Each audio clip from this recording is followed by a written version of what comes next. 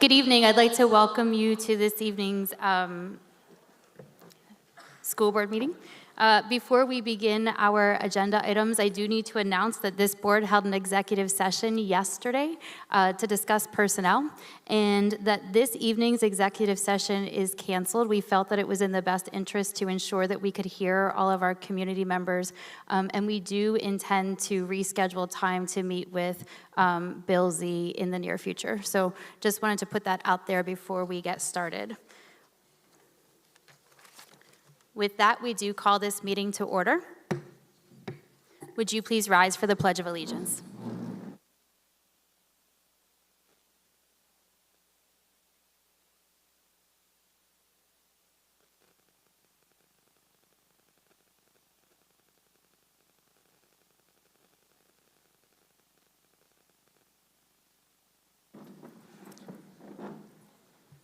Thank you. Mrs. Boyer, when you're ready, could you please proceed with the roll call? Certainly. Mrs. Zimmerman. Here. Mr. Landis. Here. Mr. Brield. Here. Mr. Brown. Here. Mr. Kelsch. Here. Mrs. Lingo. Here. Mrs. Martin. Here. Mr. Weaver, excuse me. Here. Mr. Woolley. Here. Ms. Weicker. Here. Thank you, Mrs. Boyer. This board welcomes and invites public comment at appropriate times or times set forth in the agenda. Public comment is governed by Board Policy 903, which provides, in part, that all public statements shall be directed to the presiding officer, and no speaker may individually address or question members of the board or others in attendance. The presiding officer may terminate a speaker's statement when in the presiding officer's opinion the statement is too lengthy, abusive, obscene, irrelevant, directed to an attendee other than the presiding officer, or otherwise violates Board Policy 903. You may sign up or may have signed up to deliver comments at this point based on items on the agenda or at the end of the agenda under comments from the public. Regardless of when you are speaking, please wait to be recognized, come to the podium, state your name and the general topic on which you will be speaking. If you choose to make a comment at this time based on items on the agenda, please also identify the specific agenda item that you will be addressing. Please limit comments to 2 to 3 minutes. The board may or may not elect to respond to any public comment.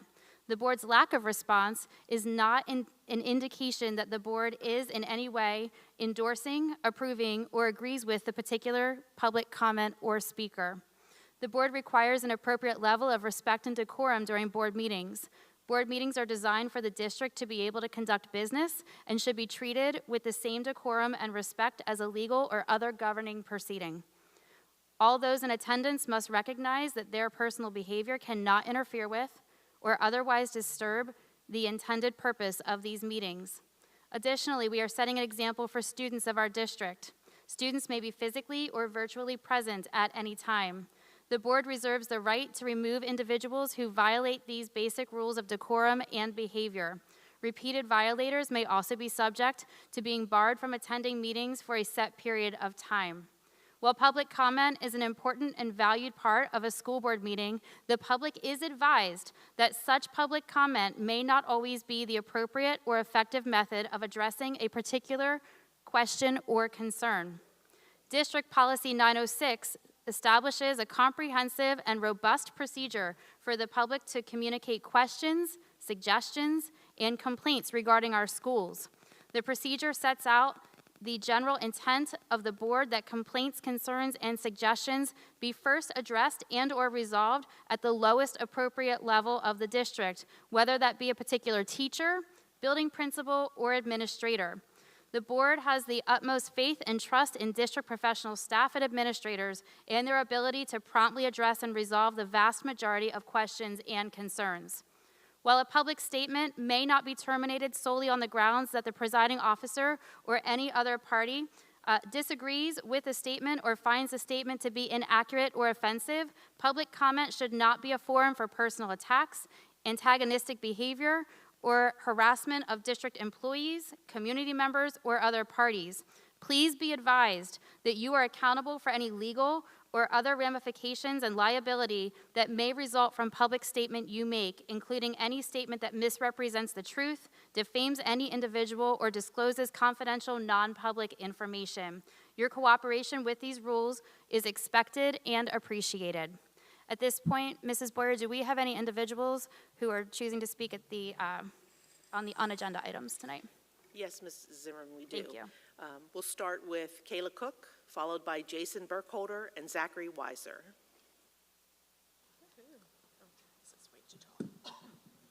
Right. Kayla Cook, I'm speaking on ILC.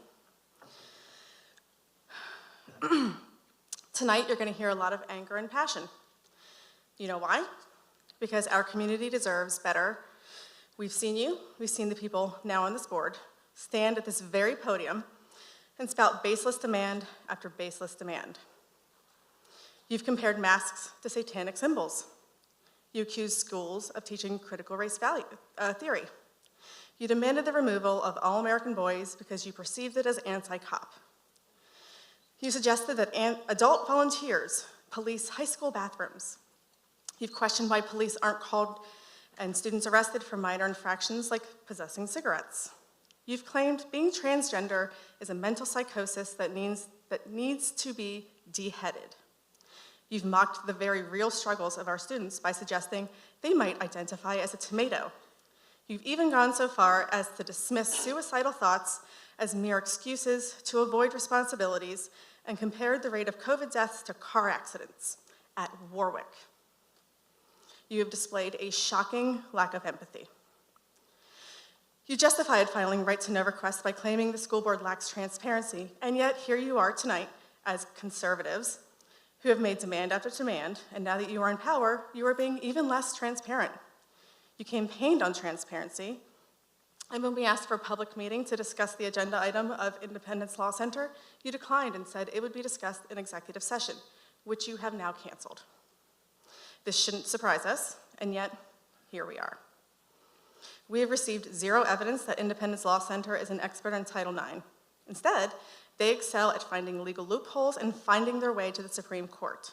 They're not here to protect students' rights. They're not even school law attorneys. Randall Wenger is your campaign and coffee buddy. And now, you have punted a meeting with one of our actual solicitors before you sign an agreement. You've gaslit and manipulated our administrators and teachers, fearing the phantom menace of wokeness. You've made demand after demand, and it's never enough. We have teachers afraid to teach because you've openly shown your distrust for them. In reality, we are here fighting to protect the rights of individuals to live their lives and make personal choices that hurt nobody. Our kids are watching. Your kids are watching.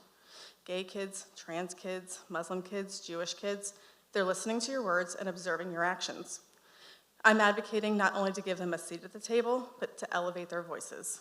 You are dehumanizing them, diminishing them, and silencing them. We deserve better. Thank you for your comments, Mrs. Cook.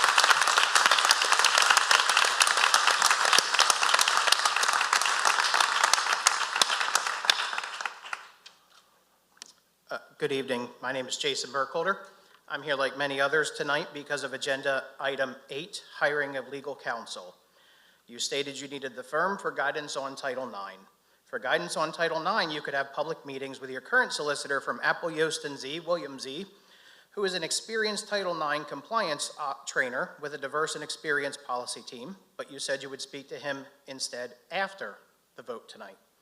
You could hold public meetings with your current solicitor, Jeffrey Litz of Saxton and Stump, who you state you already met in executive session to discuss this issue.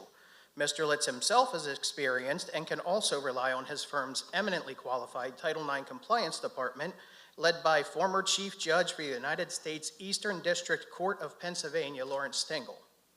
When residents became aware of your intent to retain the services of a special interest litigation firm, they spoke at the last meeting, and then we signed and published a public letter to you.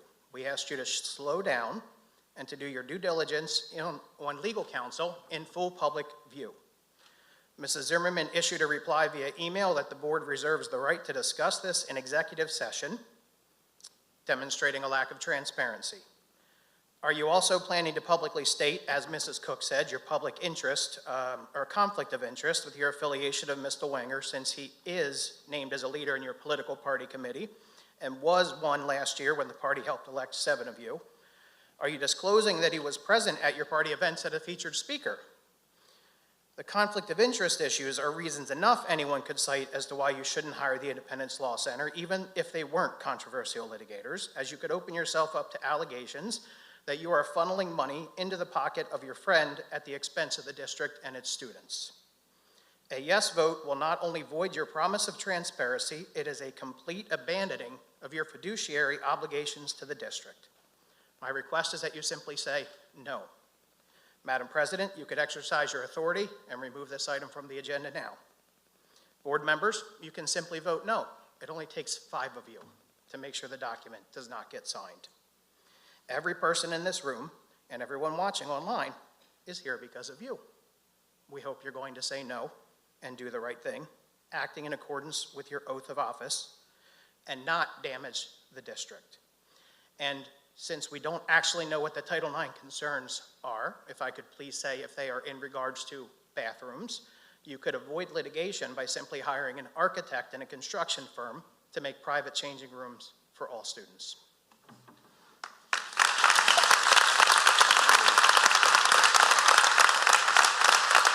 Thank you for your comments, Mr. Burkholder.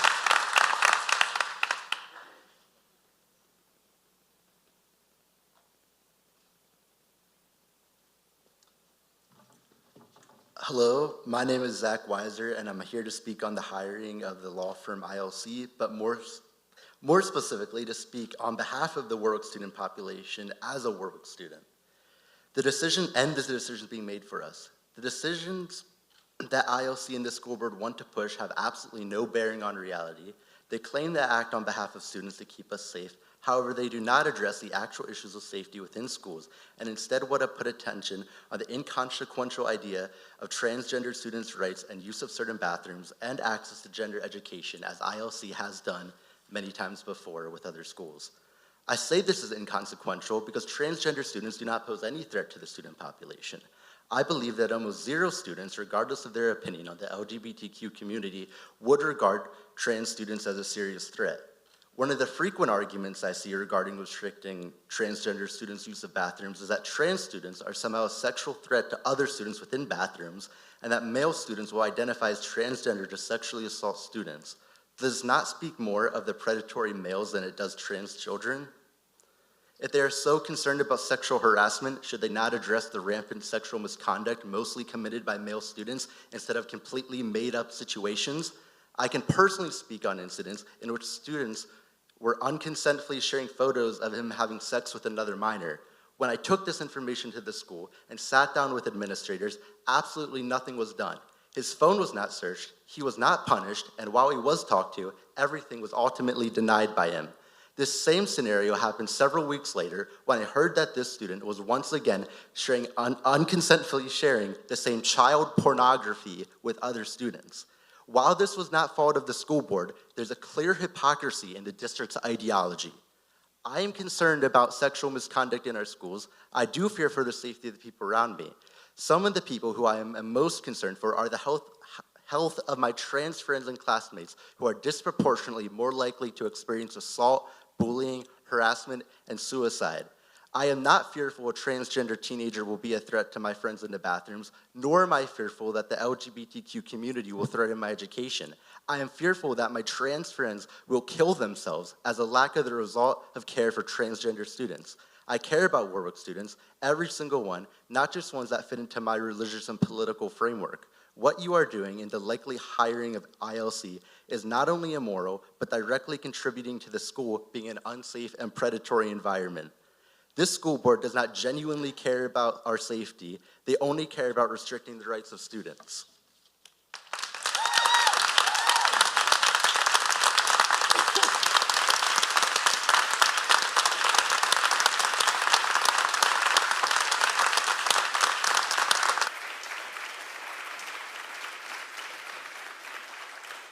It takes a lot of courage for a student to stand up and speak, and I do want to acknowledge that you took time to do that tonight, so thank you for sharing your thoughts. Next to the podium would be Samantha Wilson, followed by Ella Lingo and Jill Whitcomb.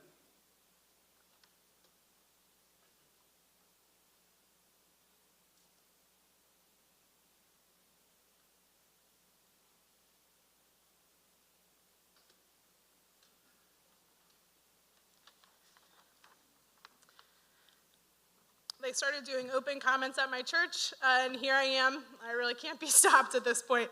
My name is Samantha Wilson, and I'm a Warwick grad and current teacher in the middle school. I believe in the power of stories. Each individual person carries a unique story that can make a huge impact. Tonight, I would appreciate it if you would indulge me as I share my story that connects to item number 8, approval of additional legal counsel. My educational journey at Warwick began in first grade. I was leaving behind the familiar faces of Morningstar, the Early Learning Center. Before I began at Warwick, a friend brought me to meet her kindergarten teacher. I remember being nervous about starting in a new school and having to meet new people. While visiting the old Lidditz building for the first time, I had the great honor of meeting Mrs. Shetter. Without knowing it, she was my first impression of the Warwick School District. To this day, I remember how she made me feel, comforted and confident about what was to come. As I continued on at Lidditz, I had numerous amazing teachers who guided me. The summer between 5th and 6th grades, I lost my dad. Many teachers and staff kept a careful eye on me during my 6th grade year. Each time I see one of my elementary teachers today, to reference Maya Angelou, I may not remember what they said all those years ago, but I still remember how they made me feel as a young girl, comforted and confident about what was to come. Through the awkwardness of middle school, I faced the typical challenges, making new friends, standing up to bullies, and surviving science fair. My teachers continued to make me feel comforted and confident about what was to come. In high school, I had so many opportunities to explore what it means to be a leader. Teachers spent countless hours helping my classmates and I have access to clubs like Interact, Avidum, Unite, the CIA, and many more. Because of this dedication to our growth, I felt comforted and confident about what was to come. Now in my role as an educator, I strive to make my students feel comforted and confident about what is to come.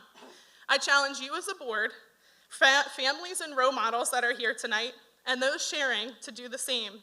Let's turn our focus away from distractions like additional legal presences and embody the phrase Warwick Strong. Let's invest directly into our students. Our focus must be on making students feel comforted and confident about what is to come. Thank you for your time and consideration.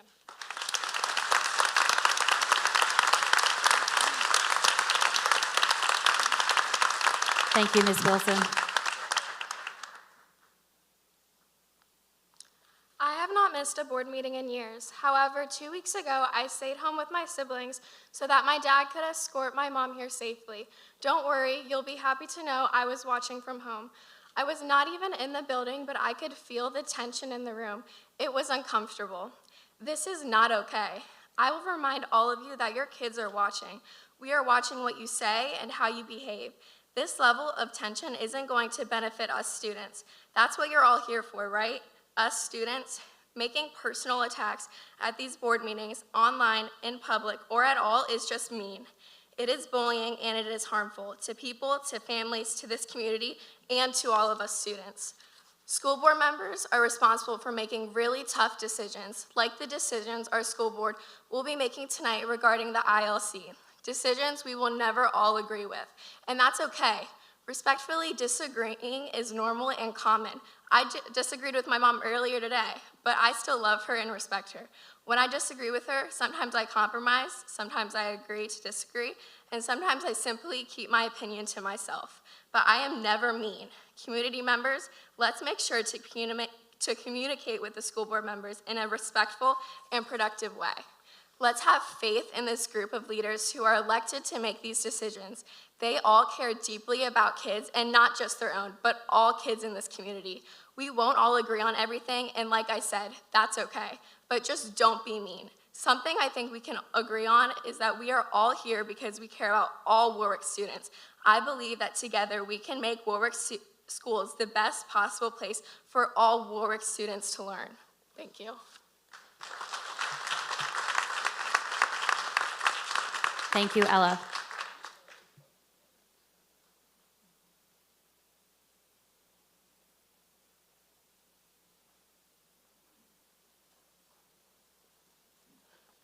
Good evening. I am here to speak about the approval of additional legal counsel. You all don't know me. My name is Jill Whitcomb. I'm a Warwick Township resident with children who attend Bonfield Elementary School. My husband and I have been residents of this community for 17 years after graduating from Lebanon Valley College, like Mrs. Zimmerman.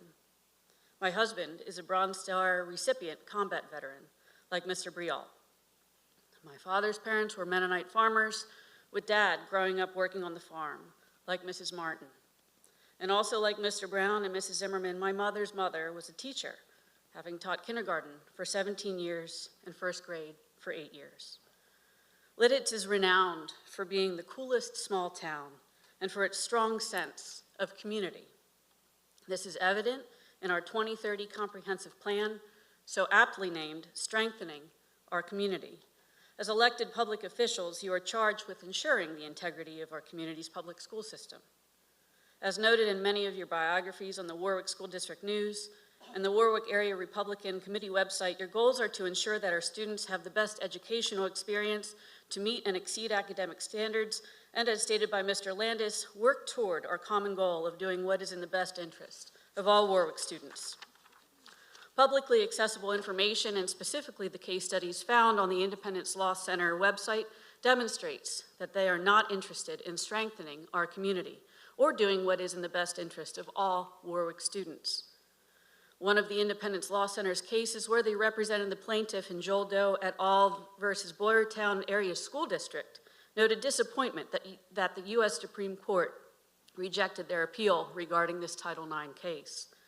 As stated by Randall Wenger, Chief Counsel for the Independence Law Center on their website, we now urge the court to take on a similar case in the future to bring much needed guidance to school districts, parents, and students.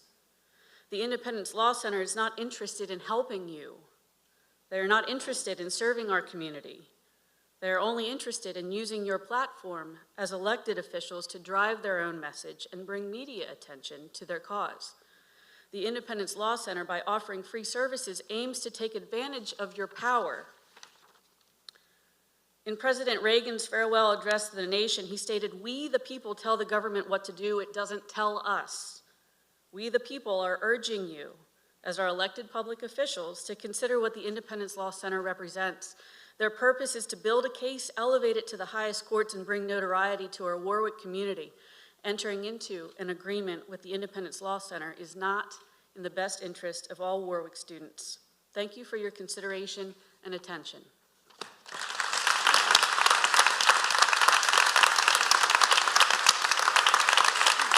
Thank you for your comments, Mrs. Wickham. Next to the podium will be Judith Castle, followed by Jonathan Olshan and Lynette Meck.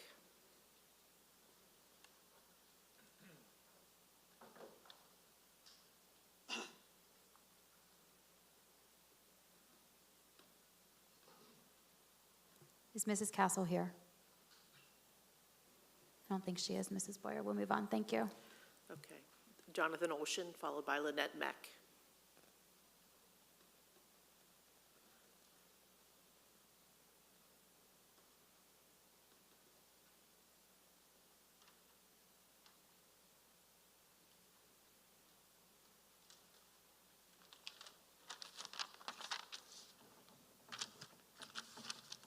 Good evening. My name is Jonathan Olshan. I've been an educator at Warwick for 14 years, and I'm speaking regarding agenda item number 8, the approval of additional legal counsel from the Independent Law Center. I proudly serve as a K-12 technology integration coach for Warwick, a role that has given me the privilege of working in every type of classroom and grade level across our district. I wish I could show you what I see. Every day, I witness tireless, passionate educators providing unwavering care and kindness to all students who enter the classroom. I see educators challenging students to think critically, remain curious, and pursue their passions. They encourage students to overcome adversity, develop empathy, and harness their creativity. They're willing to do anything to engage and inspire this generation of students. Our educators don't discriminate. They provide service, assistance, and accommodations to every student they encounter. They're role models who hold students accountable, challenge them, laugh with them, cry with them, and support them in every way. On Tuesday nights, many teachers, including myself, attend our district's board meetings from home after putting our kids to bed. And we've been listening, and we are concerned. We listen to our community speak out against the ILC, an organization that promotes an agenda that seems to oppose the goals of public education and aims to impose its own viewpoints, which don't appear to support inclusivity, equality, or academic freedoms. The ILC has a divisive agenda that will damage our community and school culture. We listened and are troubled when this platform is used to launch derogatory comments on our dedicated teachers and librarians, targeting them personally by name or position.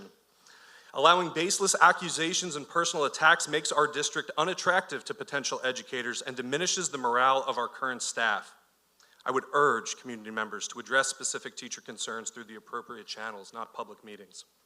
Teachers need a supportive environment to thrive, and they will not want to work for an organization that misinterprets their support for students as indoctrination. We've been listening as our libraries continue to be targeted, and we fiercely advocate for the protection of our students' literary freedoms and access to diverse resources in our schools. This recent push for opt-in policies is a step backward. We should continue to trust and support our established library review committees. They've been diligently doing their job, creating a balanced educational library environment that reflects the diversity of our community and the broader world. And we are listening to Warwick's LGBTQ+ teachers, students, and to all those who support them as part of our Warwick School District family. Regardless of the decisions made here tonight, please know that you have a voice, you are loved, and you deserve a safe environment. Thank you.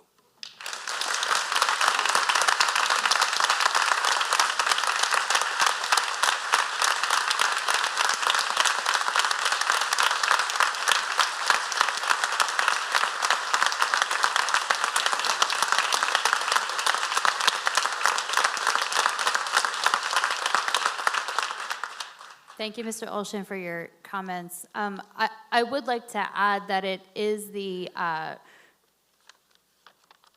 feeling and sentiment of this board. We share exactly what you just ended with. So thank you for sharing that and affirming that. And also thank you for reminding our community that there are appropriate steps to take, when there are concerns. So thank you for bringing that to our attention again. My name is Lynette Meck, and I am commenting on the board's intent to vote on working with the ILC. And I appreciate the explanation you gave at the beginning on postponing that vote. Last year on December 5, I shared my thoughts with you and what an amazing opportunity you had as a new board to envision new beginnings. These opportunities included enabling all students to acquire what is needed to be successful in life, being transparent in communication and trusting administrators and teachers to do their work, having honest conversation and good processes that honor all parents and all students, treating taxpayer dollars responsibly, and maintaining decorum at meetings. 5 months later, you are facing a significant challenge. People are clearly divided. Visions are colliding. Anxiety, distress, and anger is intensifying. I was surprised by how quickly you had decided to take up a vote on what is perceived as biased counsel regarding Title IX issues. I didn't understand the rush to vote. There is no crisis. Please make your legacy one of listening to both supporters and critics in an attempt to respect divergent perspectives. I read every statements you made while campaigning. I listened to past radio interviews where you cited the difficulty of communicating with the previous board and challenged its lack of transparency. You were handed an excellent opportunity last week when you received a letter from 115 district residents requesting a more transparent, open process with several attorneys, including the ILC. It was an opportunity to show the community that you are doing due diligence. It was an opportunity to put feet to your commitment to open communication and transparency. You responded to the letter while rejecting its recommendation without explanation. Those Warwick Township and Liddittsboro residents were not asking for more than you yourselves would have welcomed from the previous governing body. People want to be heard. They want a fair process. When a process is deemed fair, whatever the outcome, individuals will more easily live with it. I hope it's not too late for more structured community dialogue.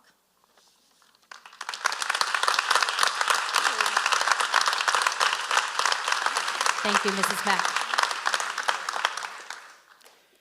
Next to the podium, we have Michelle Sales, followed by Chris Aronson and Tracy Bosis.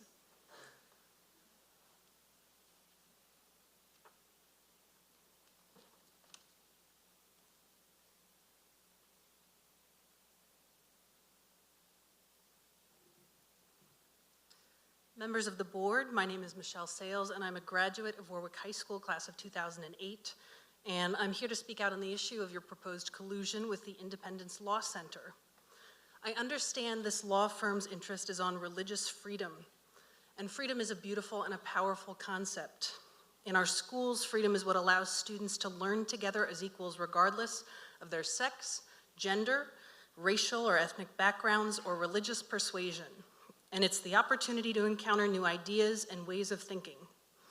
Intellectual freedom encourages faculty to challenge their students towards critical thought. And I'm grateful that I met a few outstanding educators who did just that during my time at Warwick. When freedom defines our experience, we get to understand ourselves in the fullness of our human diversity.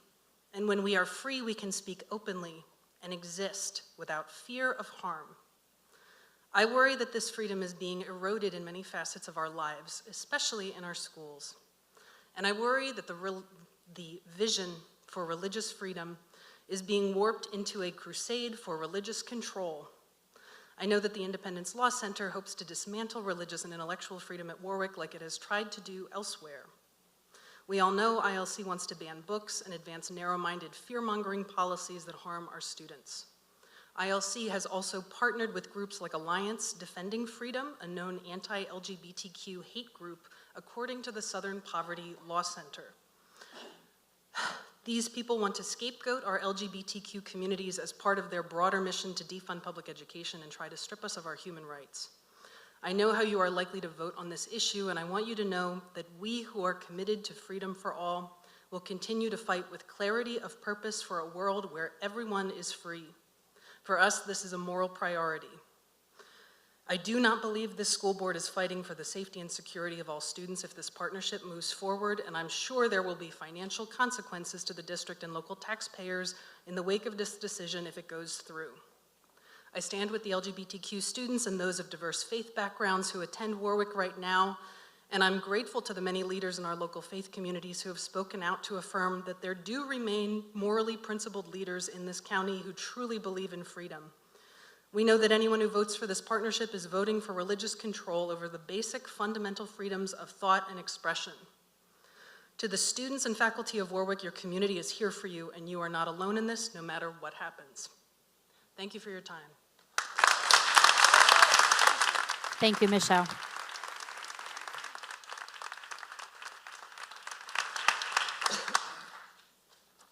Chris Aronson, here to speak about the ILC. The right team for Warwick School Board. We want our schools to assist and lift up disadvantaged students. We want our schools to be places where students and staff are safe and secure. We want our schools to welcome and encourage a diversity of ideas and expression. We want to make Warwick an academic institution that parents and students choose over other educational options. We want these things for all students, regardless of race, sex, nationality, disability, creed, family background, sexual orientation, or gender identity. We also want to see an improved level of trust between the district and the community through better and more positive communication and the highest level of transparency.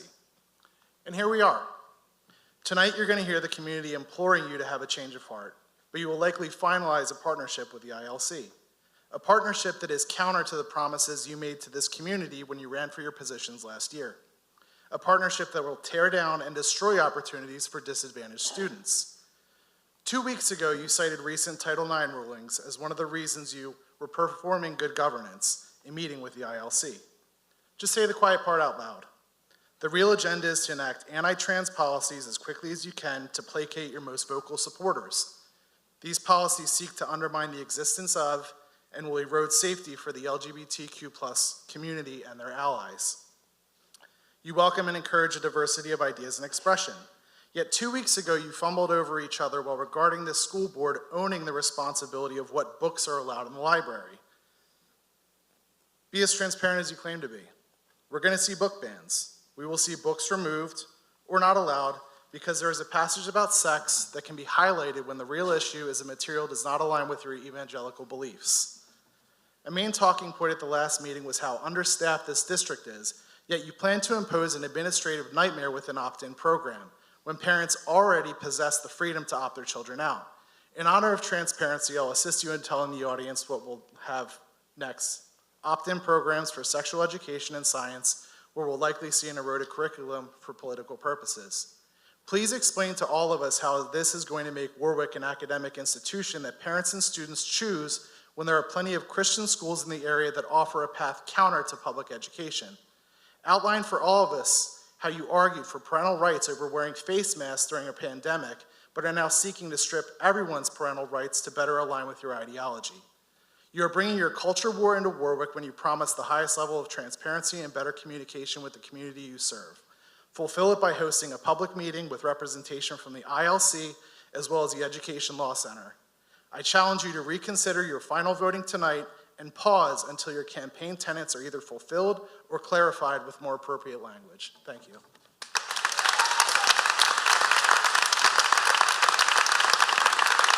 Thank you for your thoughts, Mr. Aronson.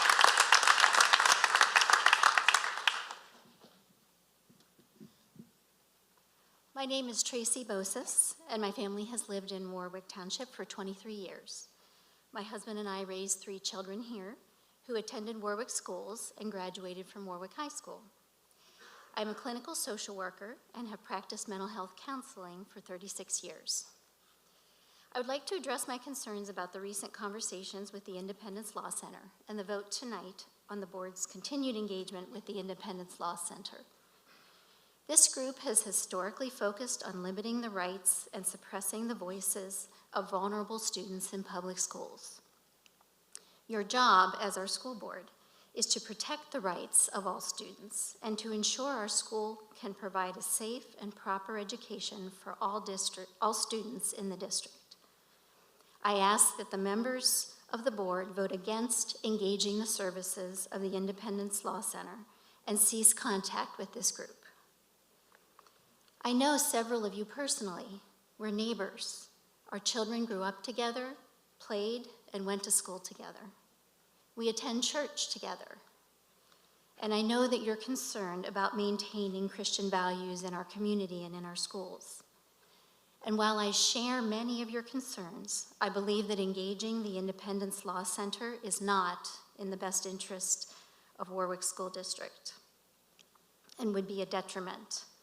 The policies drafted by the ILC and implemented by other districts have become bogged down in lengthy litigation and have cost those districts millions in legal fees. Parents in those districts describe their towns as, quote, full of neighbors fighting neighbors, full of, quote, chaos and anger and distraction, and the focus not on our students. Is that what we want for Warwick School District? Because Lidditz is both a Christian and a welcoming community, I would like to remind you that Jesus himself rebuked those in authority who abused their power and placed undue burdens and hardships on vulnerable people, no matter who those people were. Throughout his life and ministry, Jesus went directly to vulnerable people, the most vulnerable people, and he let them know that they mattered, and he gave them a voice. In closing, I'd like to say that I do believe all of you are here because you do care deeply, and you want to serve the students of our students of our school district. I ask you all, as members of the Warwick School Board, not to follow the lead of the ILC, but to follow the lead of Jesus. Thank you.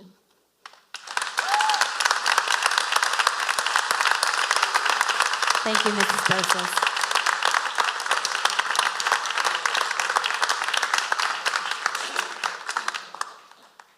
Next to the podium, we have David Bosis, followed by Cindy Wingenroth and Justin Cook.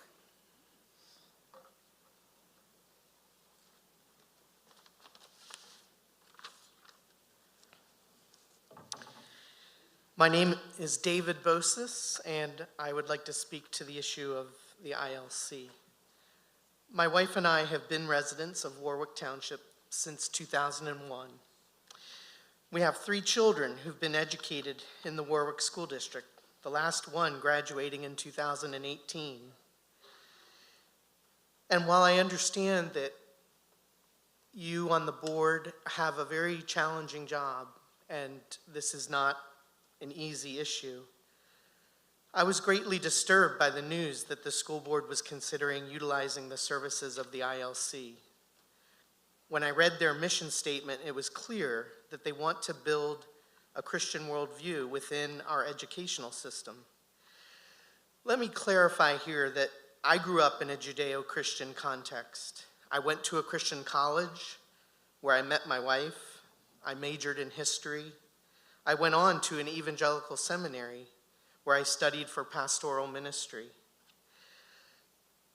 I can unequivocally state that public education was never meant to facilitate the development of Christian faith and ethics for our children.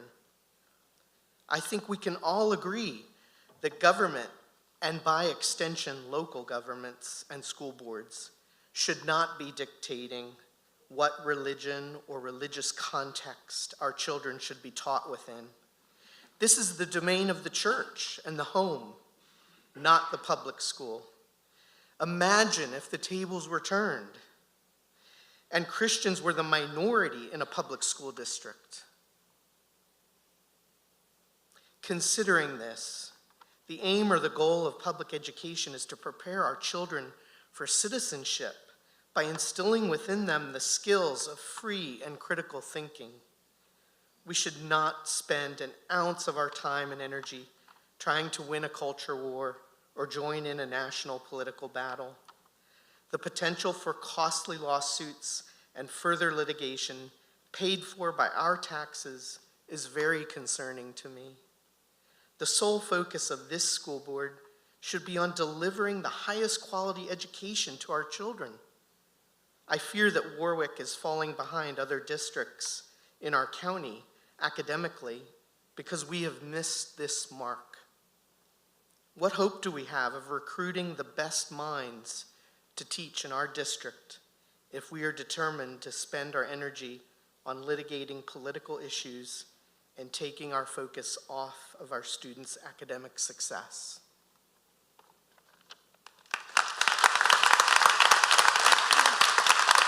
Thank you for your comments, Mr. Bosis.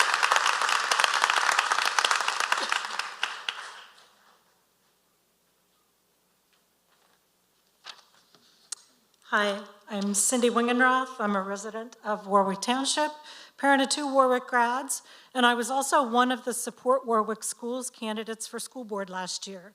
I'm sharing the following statement on behalf of our slate who are standing in front of you tonight as part of this audience, and our comments are in regards to agenda item number 8, engaging with the Independence Law Center as special legal counsel.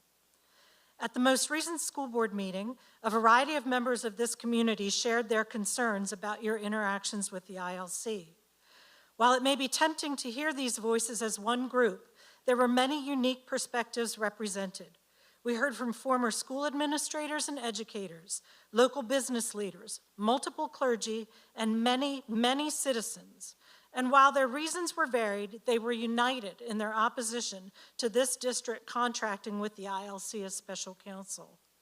We want to add our collective opinion, formed by the interactions of our slate with literally thousands of residents throughout this community, that engaging with the Independence Law Center is not what our community desires, nor is it in our school district's best interests. This firm does not represent the values we heard expressed time and again in our doorstep conversations. Warwick taxpayers are not interested in seeing extreme policies of any stripe, period. Our community seeks moderate, common sense, fiscally responsible actions that allow space for a breadth of perspectives to be welcomed and considered. Not red policies, not blue policies, but Lidditz policies. They want Warwick educators to be able to concentrate their efforts on meeting the very real academic needs of our students every day, not spending needless hours managing superfluous administrative tasks, such as recataloging their classroom books. And speaking of books, let's not forget that at the last board meeting, we were told there had been 0 requests to implement the much sought-after book challenge process, which makes the point. Those voices requesting restrictive policies are not representative of this community as a whole. What we have not heard are Warwick educators expressing a need for additional Title IX guidance. We have not heard our administrators saying they are overwhelmed by requests for accommodations or that they're unable to manage with existing policy guidelines. So why the urgent need to engage with a firm known to be shopping their divisive, boilerplate, blanket policies to any district that will listen? It's not too late for this board to hit pause and choose a different path. What if you took a step away from culture wars talking points and instead tapped into our unifying Warwick Strong energy to lead the way in showing how to bridge divides? What if we worked together with community organizations to host mediators to facilitate productive conversation? What if you built policies grounded in our identified areas of agreement rather than digging deeper partisan trenches? We stand ready. Thank you, Mrs. Wiggenroth, for your comments this evening.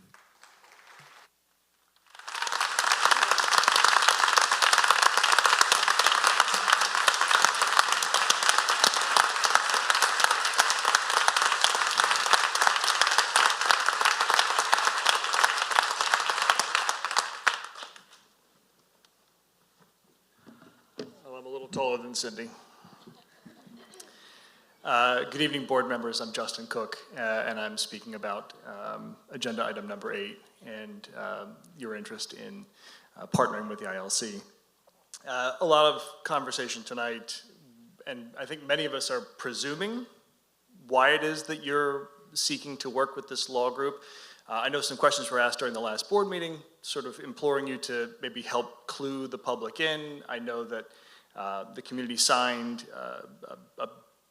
a letter saying, hey, maybe you can have a public meeting with us to help us understand what is the problem you're trying to solve. And in the absence of getting any answers beyond due diligence, good business, and they're offering it for free, we really haven't heard a whole lot of what the actual problem is you're trying to solve. But we do know that you went through an extensive process to make sure that we'd hired really competent solicitors to help guide school board policy, employing one to specifically look at special needs, who, again, between these two firms have extensive Title IX experience. Clearly you've seen a gap. Clearly you see a problem where you don't have the resources you need, and there's a real need to partner to solve some specific issue or set of issues with Title IX. And I think we would probably all benefit in the room from you as a group or individually identifying what those real concerns are and how you see the ILC helping us to solve those issues. Because I think there's a lot of us thinking, boy, it must be a whole host of things we're only left to imagine in the absence of your specific detailed comments about the problem you've clearly assessed and delineated, and how you see ILC as creating the solution or being the solution to those issues, absent any resources you currently have. Perhaps the board might be able to enlighten us.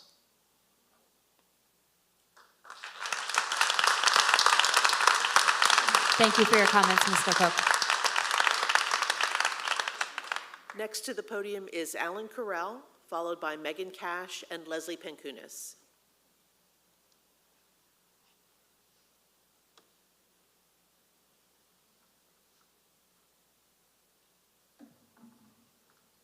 Well, it's been a very interesting evening. My name's Alan Carell. I'm a property tax-paying Lidditz resident, and I'm going to hit you from a little different point of view.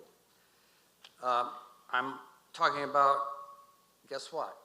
Number 8, approval of additional legal counsel, Independence Law Center. I'm going to take it, as I said, from a different point of view. I welcome the recommendation to add the Independence Law Center legal counsel. Unfortunately, in too many schools, including this one, DEI really means diversity, equity, and inclusion for everyone and everybody except those expressing a Christian point of view. For example, I would refer you to the October 2023 book review list that identifies many religious books as those being unacceptable and ready for book burning. Please note that none of the published criteria for rejection would apply to these books. Number 1, Bulletproof George Washington by David Barton. This is interesting book. It's about the French and Indian Wars as George Washington, in George Washington's early years. It tells a tale of how the Indian chief and French commander used their best marksmen and sharpshooters to try to kill George Washington. Yet, the book was rejected. The Great Evangelist, Billy Graham, by Sam Wellman. An excellent book, but rejected. 7 books by Karen Kingsbury, not acceptable. Karen has been identified as one of America's favorite inspirational writers. She has 50 novels in print, 10 hitting the bestseller list, with over 20 million books sold and printed. But her book's not acceptable. Life on the Edge with James Dobson. Not acceptable. This book addresses the defining issues that young adults face in the areas of education, marriage, careers, and vocation. We talk about DEI. Let's practice it in all areas. Thank you. Thank you, Mr. Correll, for your comments this evening. My name is Megan Cash. I'm speaking to agenda item 8. It's kind of shocking at this point. As many of you know, I am an oncology nurse practitioner. I have worked in oncology for 25 years. Throughout that time, part of my job has been educating patients on the treatments that we give them. Many of the times, the treatments that we give for cancer actually pose a secondary risk of a secondary cancer. And that's very upsetting for patients. They really get off track and focus on the concern of a future cancer that could happen 20 years down the road. And the answer from every provider I've ever worked with is, you must treat the known cancer first. We worry about this first, the present risk. And we'll worry about 20 years from now, later. Sorry, this is really close. With the Title IX restrictions, we have a known cancer. I found some data in peer-reviewed journals. This is a study from 2019, so before transgender became super popular as a topic. And it discusses bathroom restrictions for transgender students. This initial one is published in the American Journal of Nursing. Transgender and gender non-binary adolescents experience high rates of sexual assault in school. The risk of assault is higher in schools that restrict students from using restrooms and locker rooms that align with their gender identity.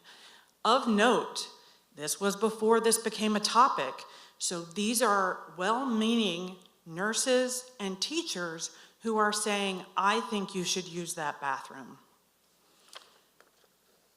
The study was again written up in the American Journal of Pediatrics.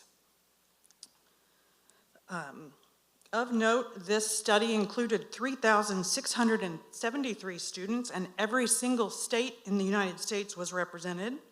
The study was conducted by Harvard University, Harvard Medical School, the University of Connecticut, and Fenway Health.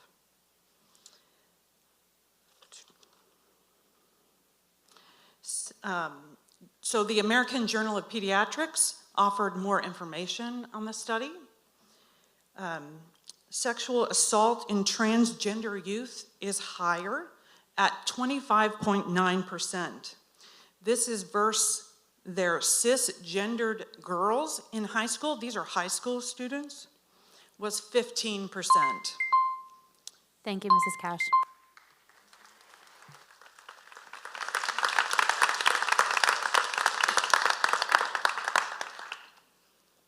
Hello, Leslie Pankunis, resident, taxpayer, former board member. And I have comments about agenda item 8. When I was on the board last year and learned from a reporter's right-to-know request that some of you had met with the Independence Law Center's chief counsel, Randall Wenger, you each reassured me and the concerned public that you were merely meeting with a constituent and wanted to hear different perspectives. It was a nothing to see here dismissal of concerns. Then, when the two current board officers met with Mr. Wenger last month, you punted any discussion of that meeting until this month's committee of the whole, when you said that you thought people were upset because of some misunderstanding. Really? We were concerned that you might seek guidance from ILC for school policies. So what did we misunderstand? 7 of you seated here tonight made transparency a campaign promise. Where's the transparency? You've put a new law firm on the agenda without any opportunity for anyone with questions, families, teachers, taxpayers, to hear what your specific Title IX concerns are. And we've asked. We've also asked why you seek this specific law firm for guidance instead of our 2 current solicitors that have expertise in the subject. In the vacuum of a response, we're limited to guessing. And it seems pretty obvious to me, at least. I suspect our current solicitors didn't pass your litmus test for the direction you want to take the district with regards to Title IX. Perhaps when you discussed it with them, they said, if that's what you want, go to ILC. ILC is a religious rights law firm that seeks to advance conservative Christian causes, and it's targeting our public schools at the expense of every student who deserves to be treated equally, regardless of religion, sexual orientation, or gender identity. You might say that you're being fiscally responsible because the ILC is providing its counsel for free. But there are significant costs associated with that free service. Litigation fees for lawsuits stemming from any restrictive policy that ILC drafts for you. The loss of talented teachers who can't abide by harmful policies. The loss of families who no longer feel safe within the walls of Warwick.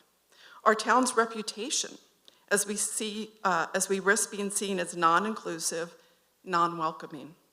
And most of all, the cost to our students. Certainly to our LGBTQ plus students and our students with family members who are LGBTQ plus. But also to all students who should be free to learn and grow in a public school where their rights and privileges aren't determined by the God they worship, if they worship at all. Please reconsider voting. Thank you.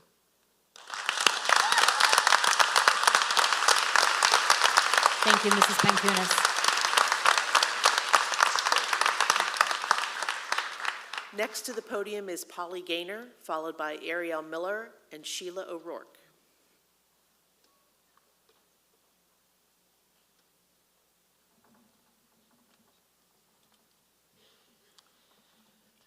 Hi, my name is Polly Gaynor, and I'm a resident of Lidditz.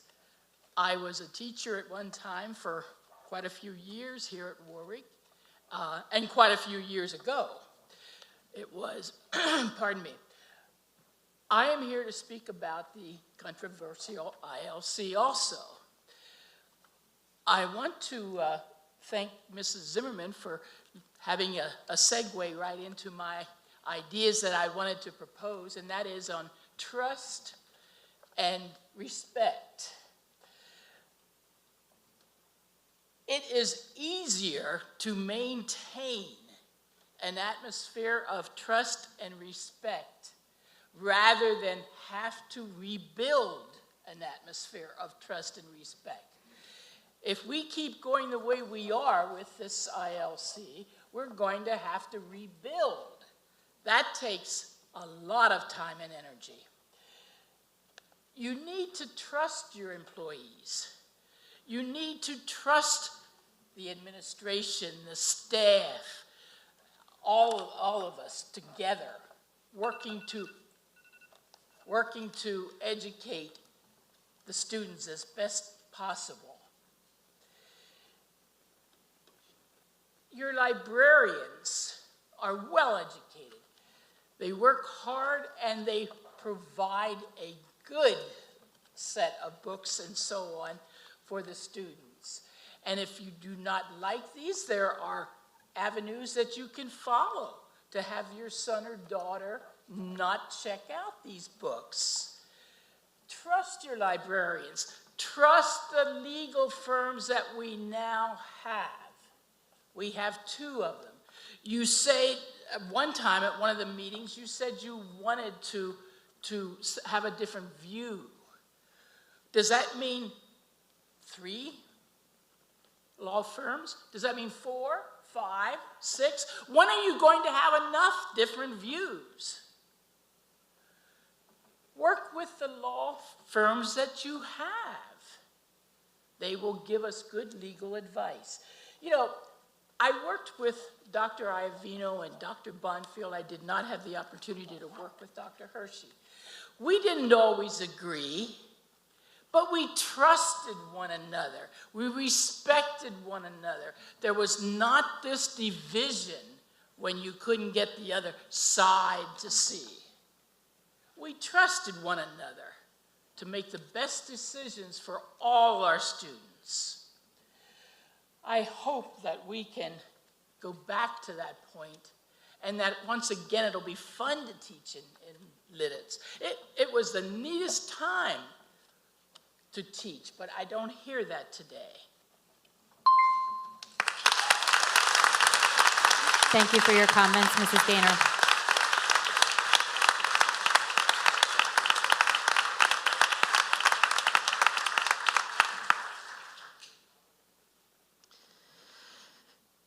Good evening, Board. Ariel Miller, and I'm here to talk about Agenda Item 8, the approval of additional legal counsel. I've been working with limited information on the Board's proposed partnership with the ILC, information provided by you in a public forum. However, thanks to public social media, from those who have seemingly inside information, more details have been revealed. So with that, one technique that's used in a lot of industries to find the root cause of a problem is the 5 whys. Now that we have more information, let's try it together. 2 board members met with the ILC. Why? To seek additional legal counsel. Why does the Warwick School Board need additional legal counsel? Because they want guidance and specialized advice regarding the new Title IX regulations. Why do we need to have special guidance for the new Title IX regulations? Well, according to community members who claim to know the details, this is because they contain protections for LGBTQ+ students, particularly those who are transgender. Why would the board be concerned about these new protections and safeguards for our LGBTQ+ students? Because the protections mean that schools must take steps to protect students against discrimination based on sex stereotypes, sexual orientation, gender identity, and sex characteristics. This brings us to our final why. Why are you trying to find ways to skirt around and violate Title IX regulations by working with a firm that has a record of writing discriminatory policies? Answering this brings us to our root cause, but I won't make it a concrete statement. Rather, this is what the root cause seems to be from the outside point of view. It would appear that the root cause of all of this is a goal to make Warwick an unwelcoming school for students or families who are part of the LGBTQ+ community. Whether this is overt or subconscious, whether it's driven by religious morality, or whether it's because you made some under-the-table campaign promises, only you know the answer to those questions.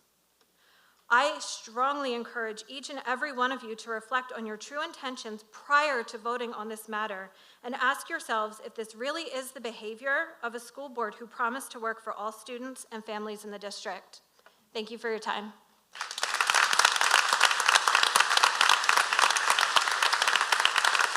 Thank you for your comments, Mrs. Miller.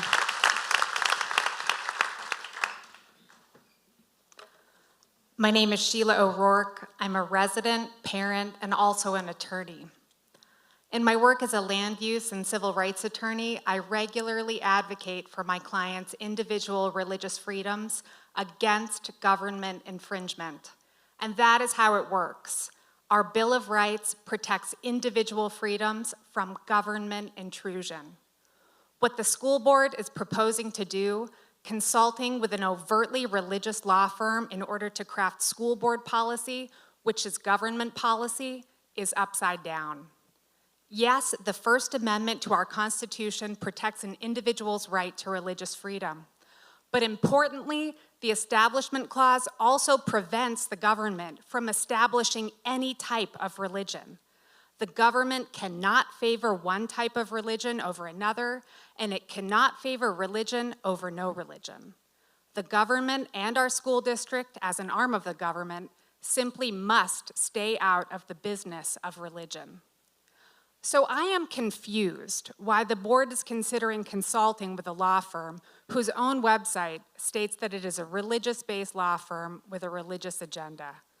And I'm skeptical of the reasons that the school board members have given. One school board member said that retaining ILC would provide expertise in an area of federal law that prohibits discrimination in education based on sex, better known as Title IX. Acknowledging that ILC is a religious law firm, what is their expertise in federal anti-discrimination regulation?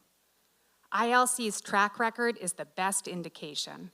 In every community that they have advised, it has resulted only in division and lawsuits that the policies ILC has prepared are themselves discriminatory policies. Another board member stated she wished to work with ILC as part of a well-rounded team of legal counsel. I find this rationale very perplexing because the school board already utilizes two highly competent law firms, Saxon & Stump and AYZ, to advise it on its general educational policies. These firms are experts in their fields of educational policy, and their job is to provide the district with objective, balanced advice. The only reason that this board could be consulting with ILC is not to provide balance, but to tip the scales toward infusing our children's education with policies that are overtly influenced by particular religious perspectives, which have no place in our secular public schools and which will be harmful to already marginalized families and children based on their sexuality, gender identity, and race, and those of other faiths or of no faith. Please do not consult with this law firm.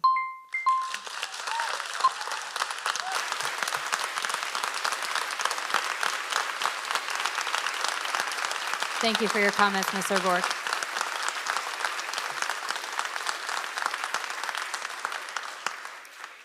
Next to the podium is Alicia Albright, followed by Jim Seneft and Aaron Gibson.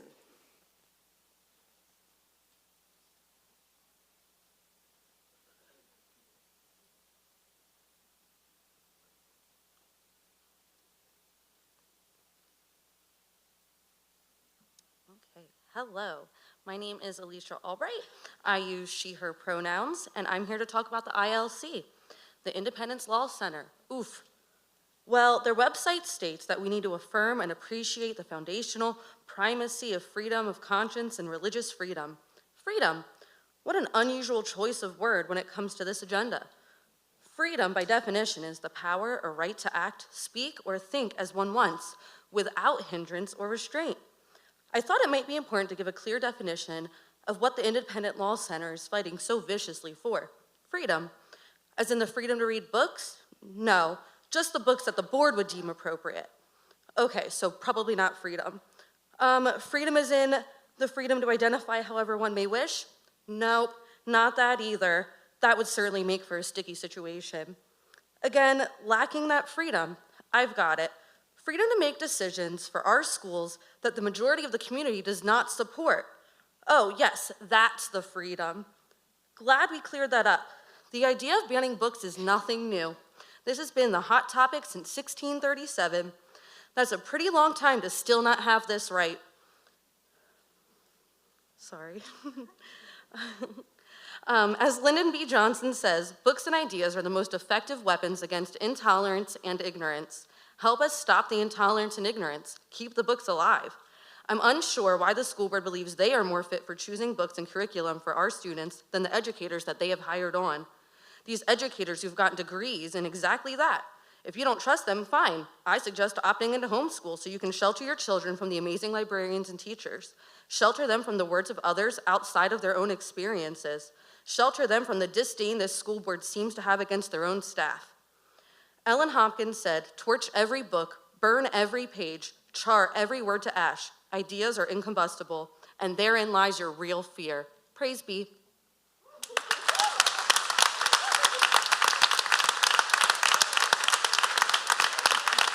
Thank you for your comment.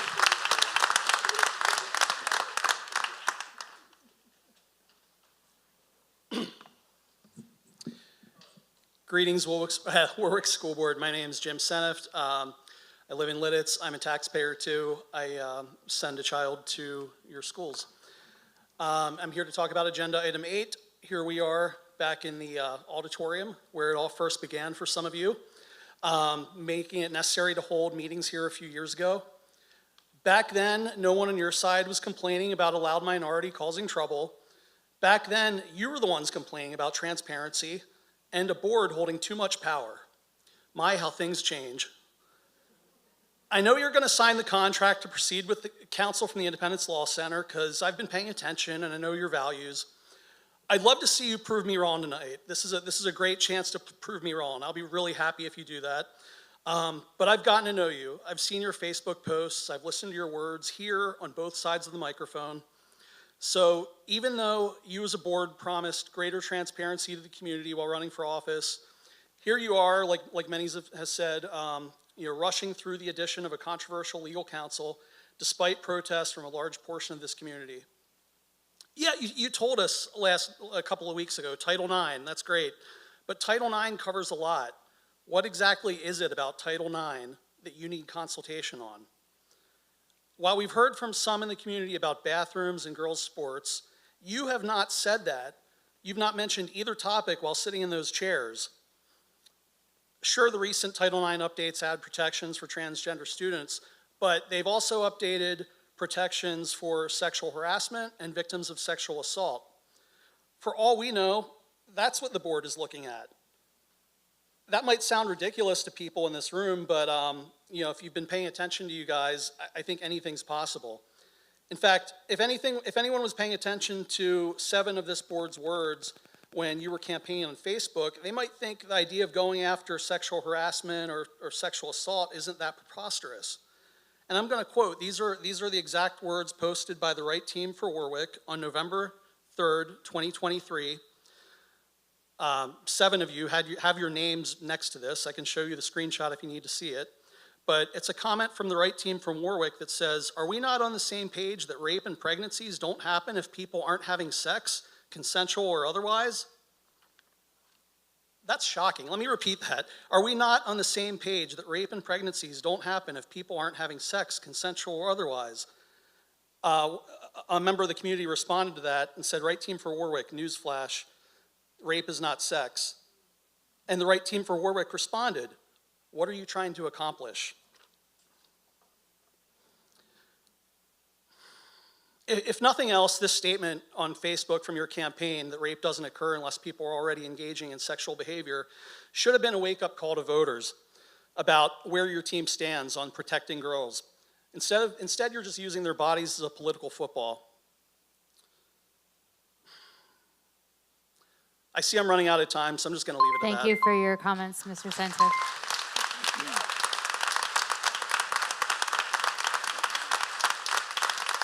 If you would kindly refrain from talking while we have individuals at the podium, that would be helpful. Thank you.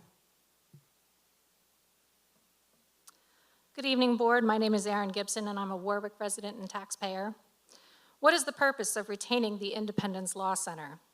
You say that you're considering retaining the ILC because they have specialized expertise in navigating the complexities of Title IX.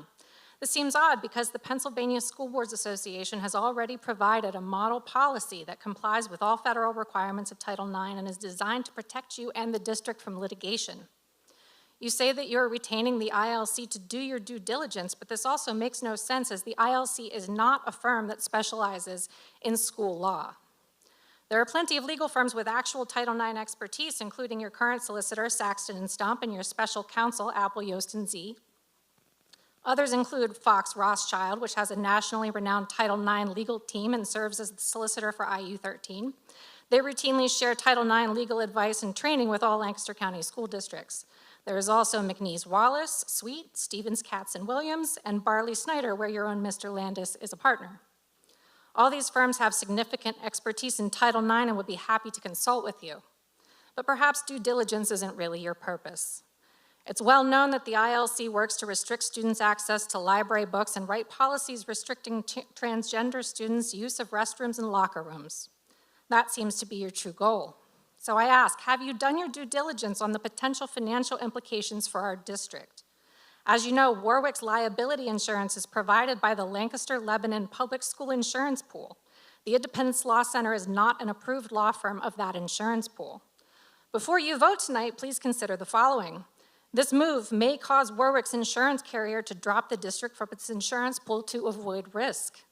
Your insurance carrier may have exclusions that means they do not have to pay expenses resulting from an enforcement action by any government agency, such as the Office of Civil Rights or PA Human Relations Commission, or claims that result from a policy found to be discriminatory based on sexual orientation or gender identity.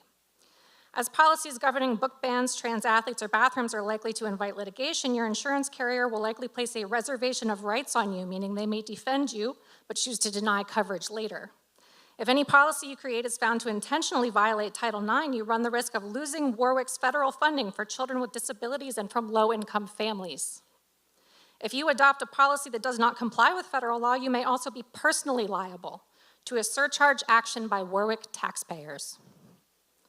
You are placing Warwick School District, the taxpayers, and yourselves at significant financial risk, and I ask that you table this vote until you have fully explored and understand the legal and financial implications for this district. And finally, I would like to credit Dr. John George, the former superintendent of Warwick School District, who prepared this statement and who was unable to be here tonight.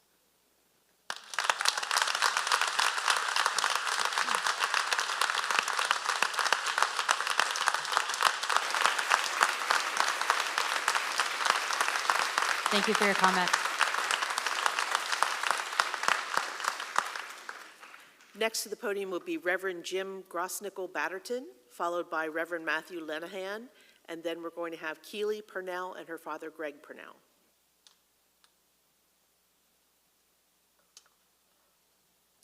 Good evening, Madam President. I'm Reverend Jim Grosnickel-Batterton, and I'm addressing you tonight on the topic of additional legal counsel from the Independent Law Center.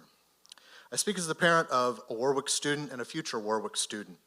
We have, all four of us, already been immersed in the great things the students, faculty, and staff of Warwick schools are doing currently. As a family, we're grateful to be able to enjoy a phenomenal student art show, witness international level science fair projects, and support our youth in sports and musical shows. Even if our 18-month-old preferred crawling around in the gathering area outside the auditorium into the woods was a huge hit with our first grader. Most importantly tonight, I speak as a religious minority. I am a Christian, but my particular strain of Christianity has never been entirely mainstream. Regardless of whether the mainstream was Catholic, mainline, congregational, or evangelical non-denominational, we have always held beliefs which keep us outside the mainstream. In times of war, we have refused to bear arms against other human beings. In times of peace, we have refused to swear oaths to make pledges against other humans. In times of peace, we have also refused to swear oaths and make pledges because our ultimate allegiance lies elsewhere. The fact that we and other minority traditions must continually speak up for our First Amendment rights makes me extra sensitive to groups whose agendas are obviously driven to make one group superior to another. I'm especially discouraged to see the Christian faith used as a cudgel against our most vulnerable students and their families. Just a little research online clearly shows that the ILC is affiliated with the Pennsylvania Family Institute and its umbrella, the Family Research Council. Transparently doing our due diligence means that we all understand that the ILC is offering pro bono work because it is funded by these hate groups.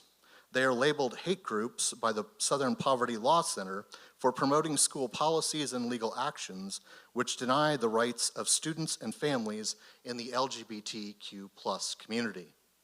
The public school system is supposed to educate all of our students. It should also go without saying public schools need to be places where all students feel safe. 2 weeks ago, I heard one of my neighbors ask how we could consider partnering with a group that seeks to end the legal recognition of her family. That does not sound like a parent who feels safe for herself or her child in this district. I cannot express how disappointed I am that that's the case. If there are stated reasons for needing new counsel or extra counsel, I would urge looking into a firm that does not carry the divisive nature of the ILC. Others exist out there, and I would urge you to look into them as well.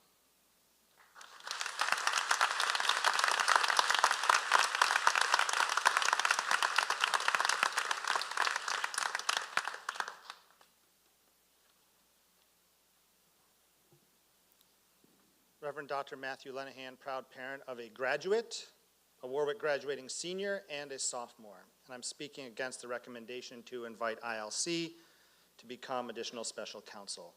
The Pennsylvania Department of Education's website states that public schools should strive toward equity, which means, quote, every student having access to the educational resources and rigor they need at the right moment in their education across race, gender, ethnicity, language, disability, religion, sexual orientation, gender identity, family background, and/or family income.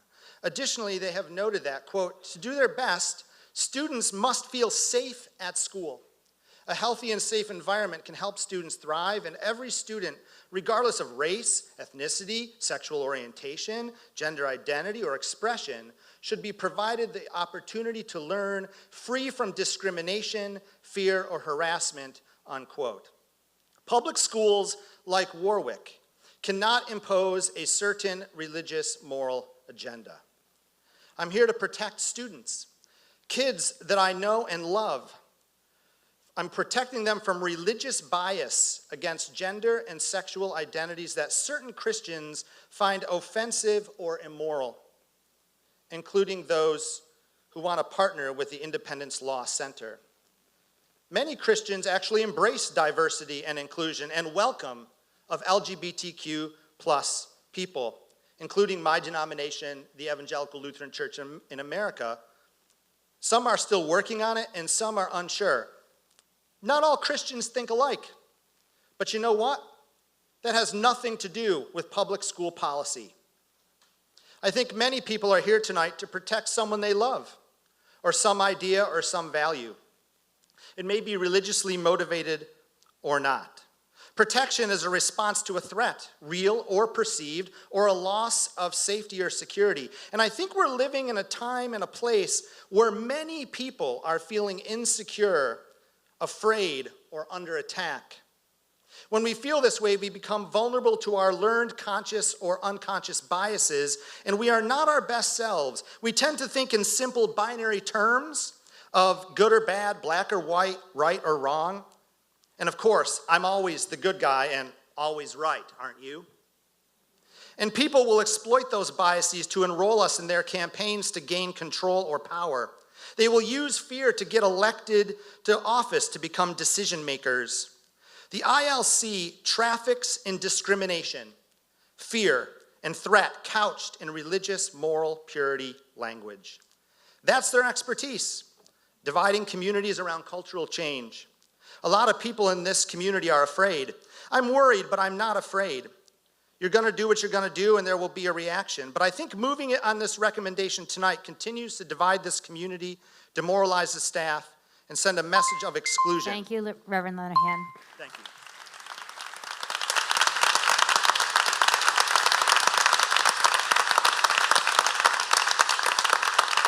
And I do want to apologize to you, Reverend Batterson, that I did not get to appreciate your comment, so thank you.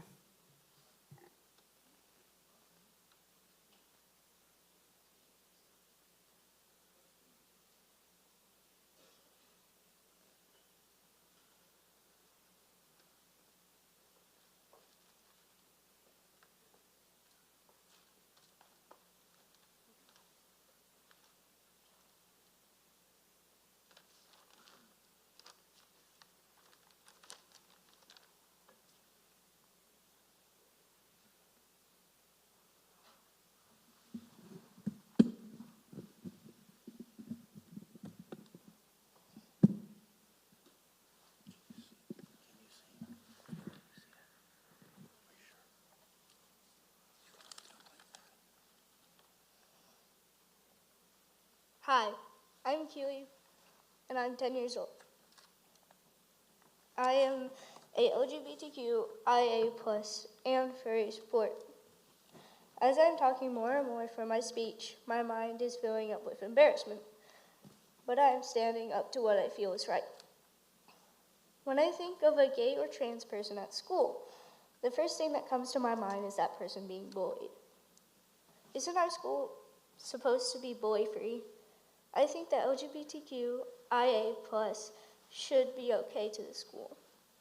I mean, we can't even say gay in class. What's the point of your students not being able to be themselves? Literally, what's the point? I do not agree to these new lawyers.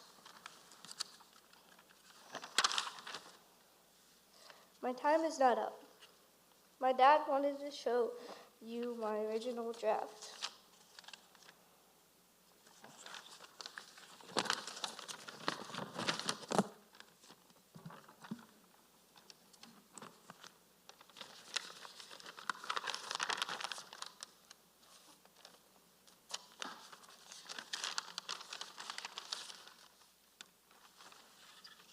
He just asked me if I wanted to speak today.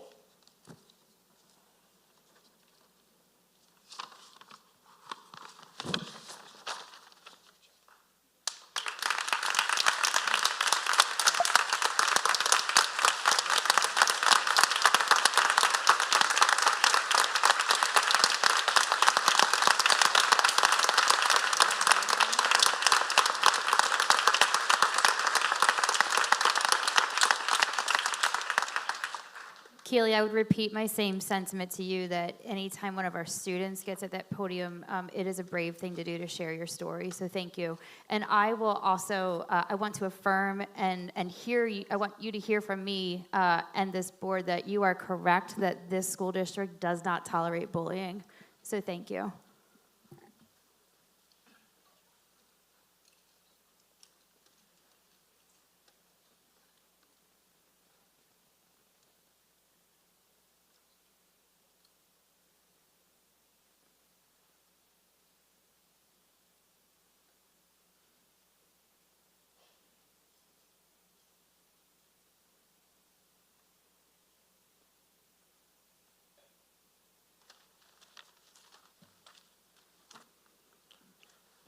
Hi, my name is Greg Brunell, and you know another reason I'm here. Thank you for your patience with me retrieving my notes.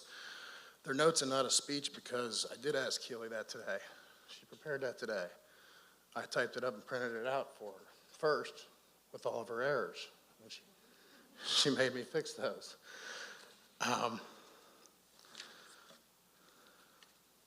like to reserve the right to speak again at the end of the meeting. But that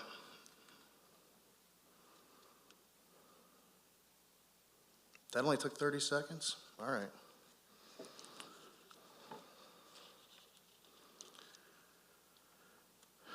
Good evening, parents, blah, blah, blah, especially students. Especially students, that's what this is about. I hope my fifth grade learner is not the only student present, as is the reason we're all here today, is prescient. Some synonyms of prescient include predictive, predictive of future strife, death, mental health crises, and suicide. The students, these kids, our kids, know what's going on more than any of us with a driver's license or a W-2 in this room right now. Some are ashamed of their parents' xenophobia. Some are beyond that and having mental health struggles or dealing with self-harm instead of being able to come out to you or even be able to bring that up, that they may be struggling with the sexuality. That would be the Q in LGBTQ. My older daughter, Elena Purnell, graduated Warwick last year. During her time at the high school, she was featured in the newspaper for having helped stage a walkout in protest of bullying of one or more of her classmates. I'm proud of Elena for this and so much more. At Keely's age, Elena was a lesbian crying on the floor to her mother and I, "Why can't I just effing like girls?" I'm not sure where her sexual identity or preferences lie now, but I am glad she made it through that and is the person she is today that I'm so very proud of. Sammy Toish, a 10-year-old boy in Indiana, killed himself just 16 days ago after being bullied relentlessly at school. His family had raised alarms to the school at least 20 times in the last year. Sammy, a fourth grader, you're in fifth, right? Was bullied right up until the day he died by suicide on May 5th, a day of rest, especially here in Lancaster and Warwick. I held him in my arms, his dad, Sam Toish said. I did the thing no father should ever have to do, and anytime I close my eyes, it's all that I can see. They were making fun of him for his glasses in the beginning, then on to make fun of his teeth. It went on for a long time. I have 13 seconds, so just imagine if Sammy had to use a different bathroom or couldn't play the sport on the team he wanted. Thank you very much.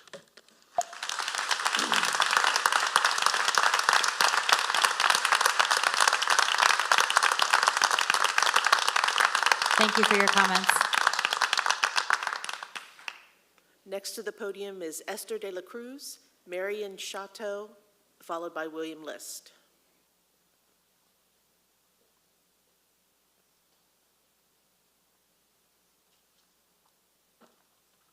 Good evening. My name is Esther De La Cruz. I'm a Lidditz resident. I'm a wife. I'm a mother of 2 children in the district, and I'm your friendly neighborhood lesbian.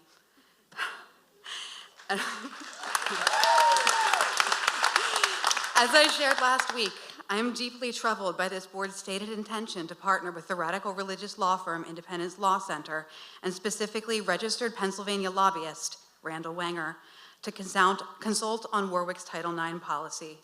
At the board meeting of November 7th, 2024, a member of this board stated that Randall Wenger is a personal friend of his, so he knows he's a good man and that's good enough for him. That's not enough for me. I dare say that a lot of people in the community feel that they deserve a bit more. Our children deserve a bit more. However, as was made abundantly clear at the May 7th meeting, you hold the power. The board leadership has stated its intent, and I would expect the membership to acquiesce. Mr. Wenger and the ILC were not sought for their expertise in education or athletics. They have no expertise in science or biology. They were sought to create trans-exclusionary policy because they specialize in anti-LGBTQ legislation. As you move forward, I urge you to be clear in the language used in any new policy you craft. I remind you that biological male and biological female are not recognized medical terms. The American Medical Association and the American Academy of Pediatrics have both stated that these are not helpful terms. The American Medical Association defines biological sex as a composite of 5 different characteristics: external genitalia, internal genitalia, chromosomes, secondary sex characteristics like fat distribution, facial hair, and bone structure, those are all one, sorry, and intrinsic personal identity. Intersex people make up a significantly greater per capita segment of the population than transgender people. Please do not forget the impact that your policies will have on our intersex students. Some of the many varieties that we come in are 1 in every 1,665 human births is a child born with something called Klinefelter's sign. It's instead of 2X or an XY chromosome, you have XXY. This can be obvious immediately in ambiguous external genitalia, or you may not find out until puberty. Another fascinating genetic variation is androgen insensitivity syndrome. There are cases in which certain genes are not recognized, and an individual with XY chromosomes develops either traditional female external genitalia or external and internal genitalia that are ambiguous. Sometimes this is discovered during puberty, sometimes it's obvious right away.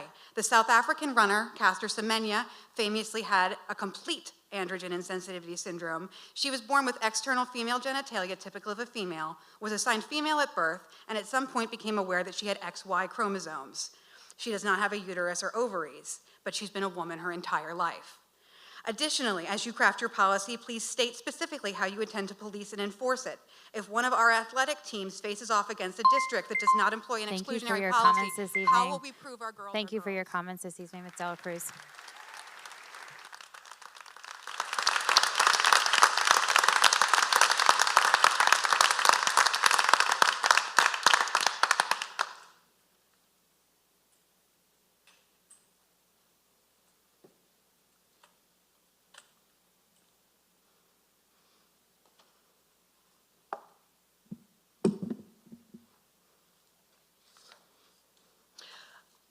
Good evening.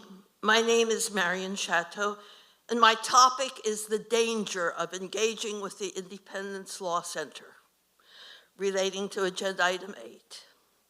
The ILC calls itself a religious liberty law firm, but the liberty they support is the exact opposite of our nation's declared liberty and justice for all. Instead, the liberty they advocate is reserved for a small minority who are determined to impose their rigid, corrosive, distorted reading of Christian scripture on all the rest of us. Currently, the ILC is targeting the LGBTQ+ community, infiltrating school districts and helping their boards to write policies which marginalize vulnerable youth and deny access to accurate medical information about sexual orientation and gender identity. Their tactics negate young people's sense of self-worth by refusing to acknowledge their true identities and removing from libraries books which depict them in a positive light. The ILC is part of a nationwide network advocating the Seven Mountains Mandate. This movement calls for the takeover of 7 major areas of culture, education being one of them, and imposing authoritarian religious laws and leadership. It cares nothing for respecting individual freedom of conscience or government by the will of the governed. Freedom is not license to harm others or coerce them to one's will. Right action and right relationship are the roots of true liberty. Forcing others to conform to the authority of one restrictive faith is not religious freedom. Engaging with the ILC can only bring discord, division, and harm to our community. Students, teachers, and staff will suffer the consequences. I urge the school board to firmly reject any plan to engage with them now or in the future. Thank you.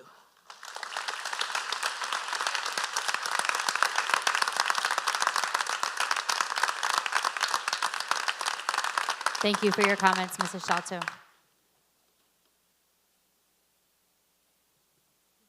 Is William here? William List. Okay. Bill List. I think we'll move on, Mrs. Boyer. Thank you. All right. Next, we'll hear from Christina Smoker, followed by Julia Walker and Veronica Meyer.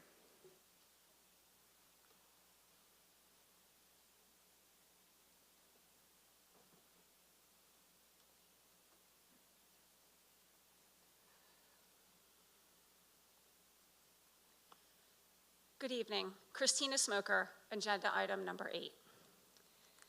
It has been some time since I spoke before the board. I recall a time when I stood at this very microphone and you silenced me out of fear of what I was going to say. That day, I called out board members for their attacks towards administration. I had publicly called out the history of racist and homophobic remarks of a board member, and there was fear that I was going to name names and directly address someone with my accusations. So you told me to stop. I pushed back and was told that you were a different board. Things were different now. It is true that there were newer members elected at that time, but those members are still on the board, and things have not changed. There are even more members sitting up there that I have called out publicly regarding their behavior. I have not spoken at board meetings because I felt that my comments will be readily dismissed. You know who I am. You know where I stand. You can label me as a liberal Democrat and move on with your agenda. But I realized that by not speaking up, I have allowed you to silence me again. What is different tonight is the gloves are off. But there's no need to name names. You will out yourselves. Your vote in favor of the ILC will identify you as a supporter of white Christian nationalism, a supporter of racism and homophobia. This brand of hate may be the majority view of the board, but it is the minority view in the community. I encourage you to listen to your community as a whole. They spoke out 2 weeks ago. They are speaking out tonight. Do the right thing for all students. Vote against the ILC. Thank you.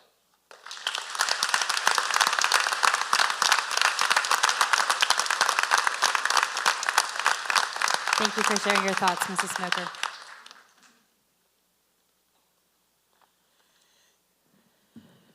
My name is Julia Walker. I live in Littitz at 3 Tara Drive. My 3 grown children are all Warwick graduates who went on to become successful, accomplished citizens, thanks in large part to the excellent education they received here. And today, 2 of my grandchildren are at Bonfield, and it is them that I am worried about. I'm worried about my grandchildren, but it is because it is clear to me that this school board isn't focused on the truly important issues. Signing a contract with the Independence Law Center, a firm whose sole mission is to make a name for itself as Christian culture warriors, would be a great signal that you really don't care about academics or about preparing students for today's complex and diverse world. I am afraid that what you care about most of all is getting into a fight with grandmothers like me. Well, if a fight is what you want, a fight is what you'll get. But here's the deal. You may succeed in your game in the short run. You may ban a few books and make some ill-conceived rules about girls' and boys' bathrooms. Who knows what you'll do? Then, if the pattern we've seen in other towns around the state holds true, many of our best teachers will quit, our educational outcome will go down, and the good citizens of Warwick will wake up and vote you out of office. The problem with this scenario is that my grandchildren and all the current Warwick students cannot wait until your terms are over. They will suffer from a double whammy. First the pandemic, and now the school board. So I am speaking now to Dr. Hershey and the teachers and the librarians in our school. Please don't quit. Please stay and fight for our children. Keep them safe, keep them learning, broaden their horizons. It may seem like a lot to ask because this school board has the power to make your professional lives pretty miserable. They're trying to impose their extreme ideologically on you, on all of you and our kids. You might lose a few battles, but a grandmother like me trusts true professionals like you.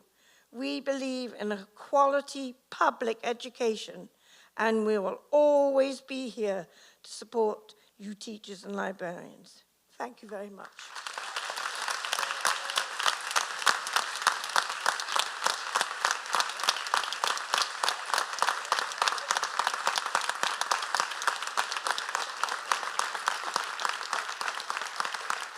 Thank you for your comments, Ms. Walker.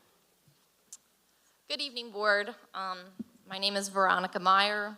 I really wasn't going to say a whole lot about agenda item number 8, but I feel like I maybe need to weigh in on it. It seems to be the hot topic tonight.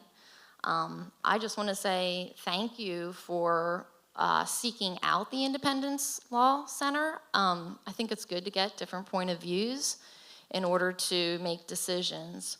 I think Title IX could be a concern, especially for women, young girls, and our female sports as well. So I don't think you can get too educated on that. So my vote would be go ahead and take your vote and see how it plays out. What I really came to talk about was actually agenda item number 6. Working class families are struggling financially. I recently read that they're paying over $1,000 more on average each month to purchase the same goods and services they did 3 years ago, before the inflation crisis began. Food inflation is actually the worst here in Pennsylvania than in any other state in the country. A family of 4 who paid $750 a month is now paying about $60 plus more every month just to purchase their food. So I've been saying they, but I guess I really should be saying we, because we are living in PA, and we all know that it costs substantially more to buy food, anybody who's going to the grocery store. So why am I bringing this up? Tonight there is a proposal to spend $1.5 million on the high school renovation furniture. I know that the board approved an $80 million renovation project last year, so what's another $1.5 million in comparison? Well, it's another $1.5 million, and to the working person, that's a lot to spend on aesthetics. The furniture will not help a student get a better grade, nor will it help a student graduate higher in their class. I believe we have less students, so it's not a matter of needing more seating. I know it would be nice to have new furniture to go along with the remodel, but during a time when families are struggling economically to put food on the table, I believe a no vote would show the taxpayers and the community that the school can show restraint in fiscal spending. This proposal could always be revisited after the $80 million is paid off, and I just thank you for considering this. Thank you. Thank you for your comments, Ms. Myers. Next, we have Rebecca Branley, followed by Julian Goldman and Jess Musser. My name is Rebecca Branley. I'm the owner of Earth to Lidditz and Lidditz Bike Works. I stand before you today as a representative of the 30 downtown business owners and business leaders who signed a letter sent to the board earlier this evening concerning your relationship with the Independence Law Center. In the letter, we asked you to imagine life in Lidditz without our bustling downtown. What would living here feel like without our independently owned shops, quaint cafes, seasonal festivals? We reminded you that so much of our quality of life is enhanced by the downtown that serves as our gathering space, where neighbors greet neighbors and visitors shop, dine, and dream about life in our idyllic town. And we told you we didn't get here by accident. For decades, we as a community have worked together to build our town's reputation as a destination that is celebrated for its warm welcome, for its safety, and for its diverse mix of shops and restaurants. In 2023, our nationally accredited Main Street organization, Venture Lidditz, won a statewide award from the Pennsylvania Downtown Center for coming together to write a vision and core values for their economic development work in our downtown. One of those values is as follows. We commit to fostering a welcoming and safe community with inclusive engagement and equal access to opportunity, no matter a person's age, economic status, ethnicity, gender identity, physical or mental abilities, race, sexual orientation, or spiritual belief. Those who do the work of economic development understand. Inclusive, welcoming communities are thriving communities. We told you all of this in our letter, and I'm standing before you now to have it on record. Our community and make sure our community and visitors know, beyond a shadow of a doubt, that downtown Lidditz is steadfast in our welcome of everyone. Because here's the problem. If the school board chooses to hire the Independence Law Center, our town will be thrust into the national news. A simple Google of the ILC brings up story after story of communities in turmoil, of lawsuits and legal bills in the millions of dollars, of book bans and discriminatory policies, of educators leaving, and overall unrest.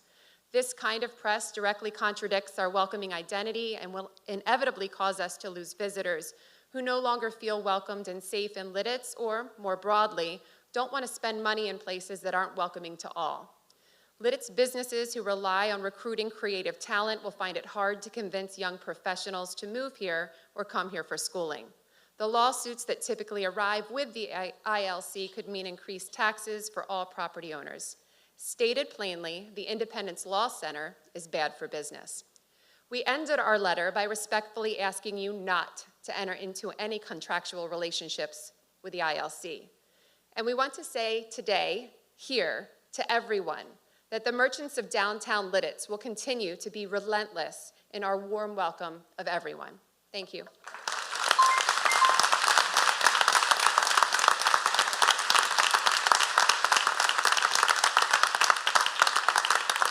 Thank you for your comments, Ms. Bramley.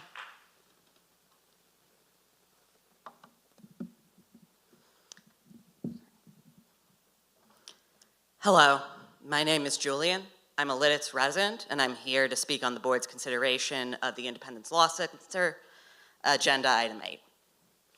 I am standing here as the possible future of trans youth. I realized I was trans when I was 12 and spent the next 6 years dreaming of the day that I turned 18 and could finally transition. In the meantime, I socially transitioned, dealing with the reality of what that meant as a teenager. What I can tell you is that my life now is so much better than I ever could have imagined it would be. The freedom to be who I am and feel at home in my skin is amazing. The life I get to live now is worth everything I dealt with. To any trans child in the room or listening online who hears this, your future is worth holding out for, regardless of how difficult the people in this room today, regardless of how difficult the decisions of the people in this room today make your life right now. In this room, there are also parents of trans kids. Some may already know that applies to them, some may not. No one expects to have a trans child. My parents certainly didn't. Please, listen to children when they tell you who they are, and believe them when they tell you how they feel. For the people who are here to support trans youth, particularly if you are here to support your own trans kids, I hope you realize how much it means, not just to your kids, but the community as a whole. To those of you who are trying to convince trans children to stop being trans, either with words or by force, trans children will one day need to be true to themselves in order to survive, and I hope for their sake they are able to do that with you or without you. Finally, I would like to very directly address those of you casting a vote tonight. The Independence Law Center is clearly an organization that seeks to enforce Christian values by their definition of what Christian values mean. You looking to work with them is a clear signal to me that your intent is to draft policies that restrict the ability of trans students to attend school in a safe and supportive environment and be given the same educational opportunities as other students. If your intent were to make policies that help protect the well-being of all students, you would be looking for the help of psychologists, pediatricians, social workers, and other experts on the needs of students. If you move forward with bringing in a law firm to shield you from the consequences of making lives of an already vulnerable minority even harder, I will be right here to fight for the rights of the children who your policies will harm. If you truly want what is best for kids, regardless of who they are, I implore you to vote no to the ILC and instead turn to experts who are focused on doing what is best for all students, not an organization pushing a religiously motivated ideology in public schools. Thank you.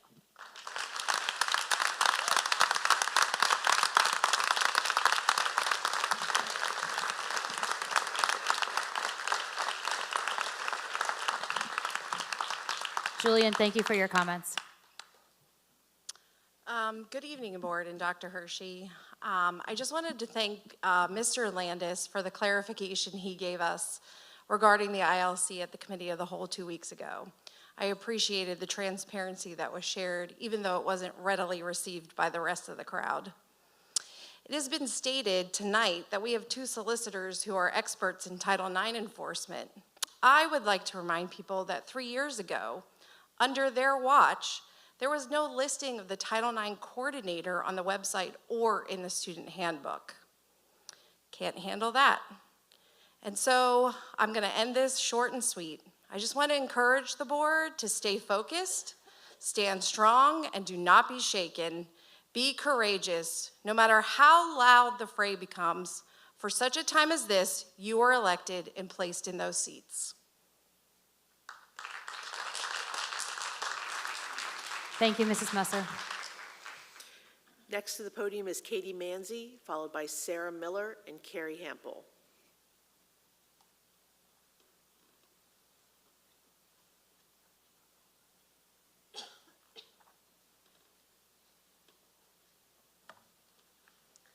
Hello, I'm Katie Manzi, and speaking about the approval of the additional legal counsel. As a primary teacher at Kissel Hill Elementary, fostering an inclusive classroom environment and providing access to a diverse range of books are foundational to effective instruction. This academic year, I prioritize creating a supportive and inclusive atmosphere where every student felt valued and welcomed. Through targeted interventions and the cultivation of a robust classroom library, I witnessed remarkable progress in one student who initially struggled with reading below grade level. By tailoring direct instruction and offering ample opportunities for independent reading, she not only caught up with her peers, but surpassed grade level expectations by the end of first grade. This achievement not only demonstrates the power of inclusive learning environment, but also underscores the transformation of impact of personalized instruction and a rich literary environment on student success. Tonight, I'm excited to share with you the book, All Are Welcome, by Alexandria Pennifold, a celebration of diversity and inclusivity that resonates with learners of all ages. Pencils are sharpened in their case, bells are ringing, let's make haste. School's is beginning, dreams to chase, all are welcome here. No matter how you start your day, what you wear, when you play, or if you come from far away, all are welcome here. In our classroom, safe and sound, fears are lost and hope is found. Raise your hand, we'll go around, all are welcome here. Gather now, let's all take part. We'll play music, we'll make art. We'll share stories from the heart, all are welcome here. Time for lunch, what a spread. A dozen different kinds of bread. Pass it around till everyone's fed. All are welcome here. Open doors, rush outside. We'll swing, we'll slide, we'll have fun side by side. All are welcome here. We're part of a community. Our strength is our diversity. A shelter from adversity. All are welcome here. We will learn from each other, special talents we'll uncover. There's a big world to discover. All are welcome here. So much to learn, so much to do, and when the busy day is through, can't wait to come back, start anew. All are welcome here. Head for home, get some rest, and greet tomorrow, ready and fresh. Our time together is the best. All are welcome here. You have a place here. You have a space here. You are welcome here. Legally and morally, we are all welcome at this Warwick Public School.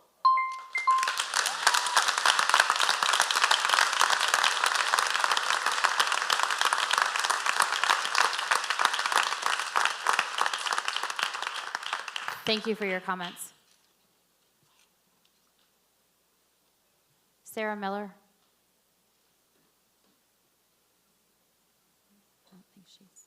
I don't think she's here, Mrs. Boyer. Yeah, thank you. Carrie Hampel. Thank you. Good evening. I wanted to start with a very, very heartfelt thank you.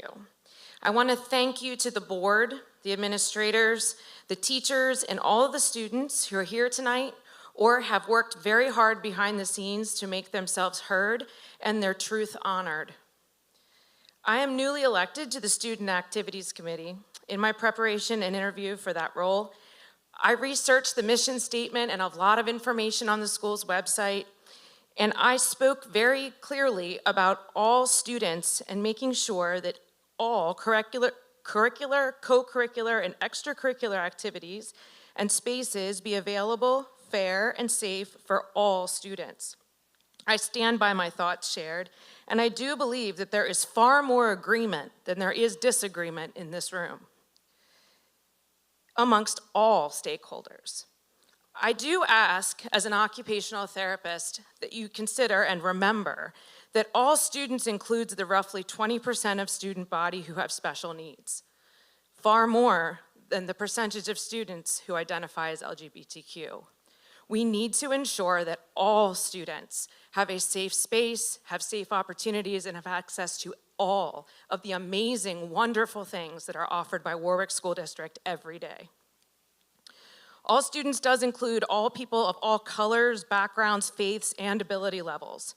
I do believe that policy is needed to ensure safe and equitable spaces for all of our students, and you have my full support to use the resources that you deem necessary and appropriate to enable access for everyone, even those who choose to agitate rather than collaborate.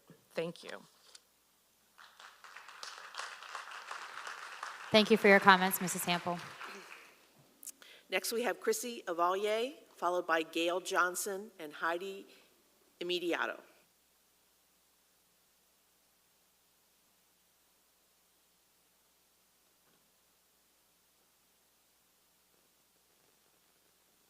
Hi, I'm Chrissy Ovalle, Warwick Township resident.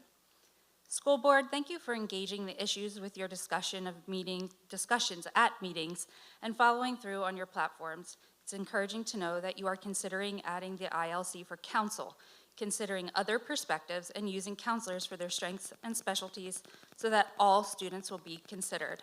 Scott's statements at the COTW meeting, Committee of the Whole, were reassuring when he said, "You will cross-check policies with our current solicitors for a comprehensive approach." Thank you.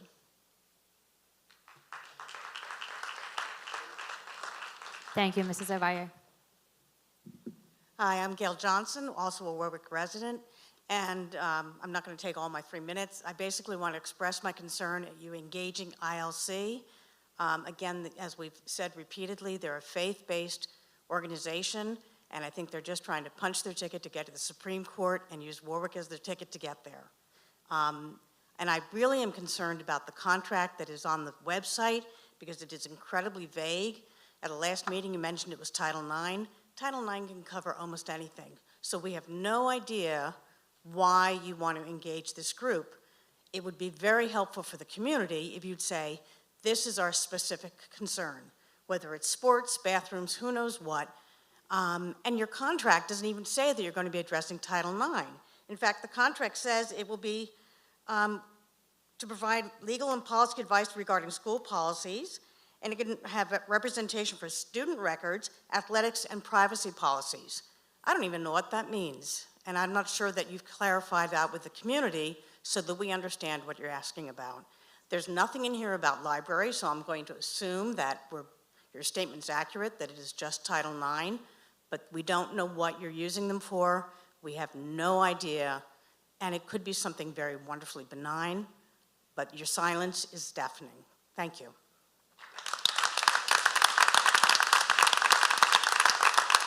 Thank you for your comments.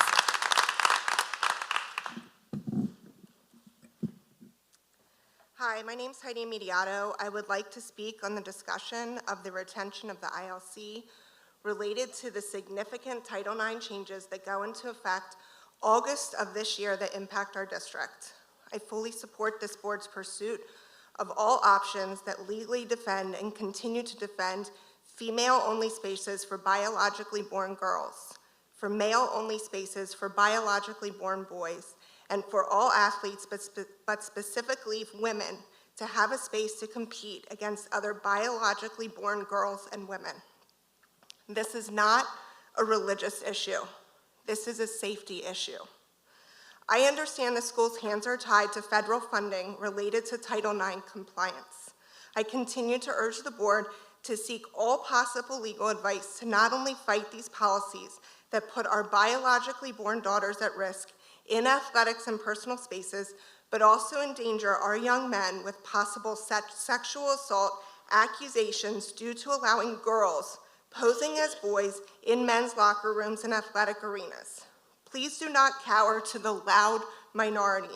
This is not about an attack on the LGBTQ, trans community, or trying to make Warwick an unwelcome space.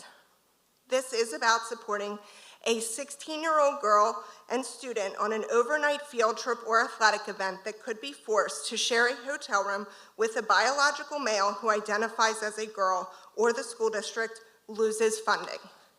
This is not about an attack on trans students, but this is about a 14-year-old girl who potentially is forced to share the athletic field with an 18-year-old man, or share a locker room and change in front of an 18-year-old man who is identifying as a woman, or the school risks losing funding. This is dangerous and must be opposed in every way legally possible with the ILC or any law firm that has the expertise. Please continue to seek all legal advice to continue to protect our young girls, our young women, our daughters from men and boys posing as girls to get access to their private places and to their athletic competitions. Please continue to seek all legal advice to continue to protect our young men and our boys from girls posing as boys to get access to their private spaces and their athletic competitions, who then have the potential of accusing these young men of sexual assault, where, according to the new Title IX changes, these men are not afforded a due process. Thank you for being bold and courageous. You have a huge majority of the community behind you.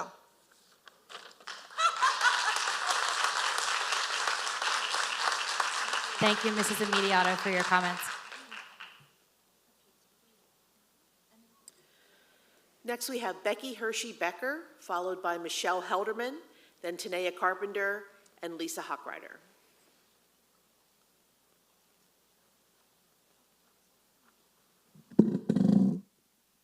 Good evening. I'm Becky Hershey-Becker, and I'm here to talk about the ILC.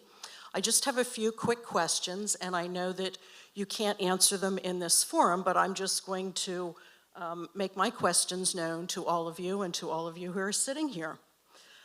To the board, as some have requested, what are you planning to have the ILC do? You've never been truly transparent about that, so I would just like to know, what is your why?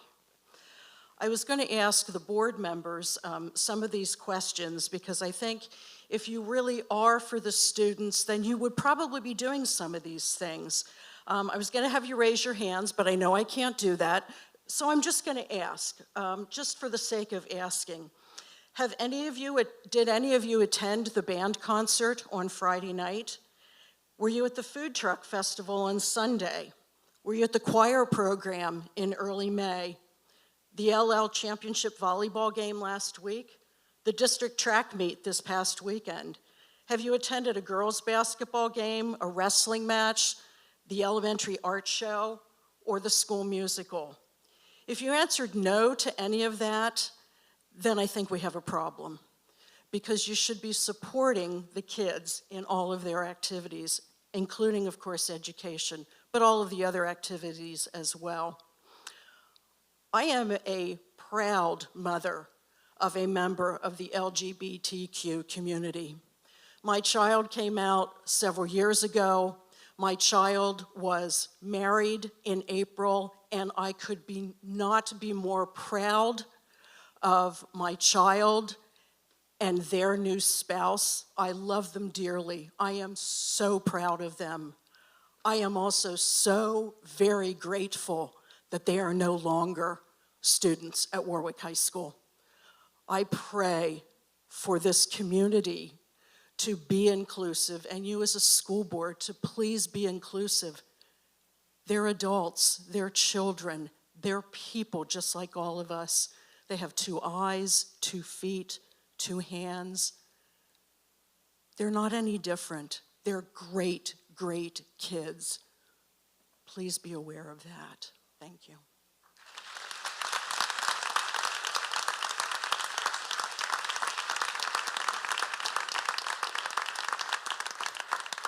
Thank you for your comments, Mrs. Becker.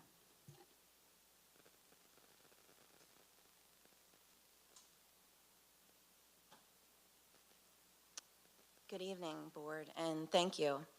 I'm going to switch gears a little bit. I'm speaking on agenda number 6 and 11.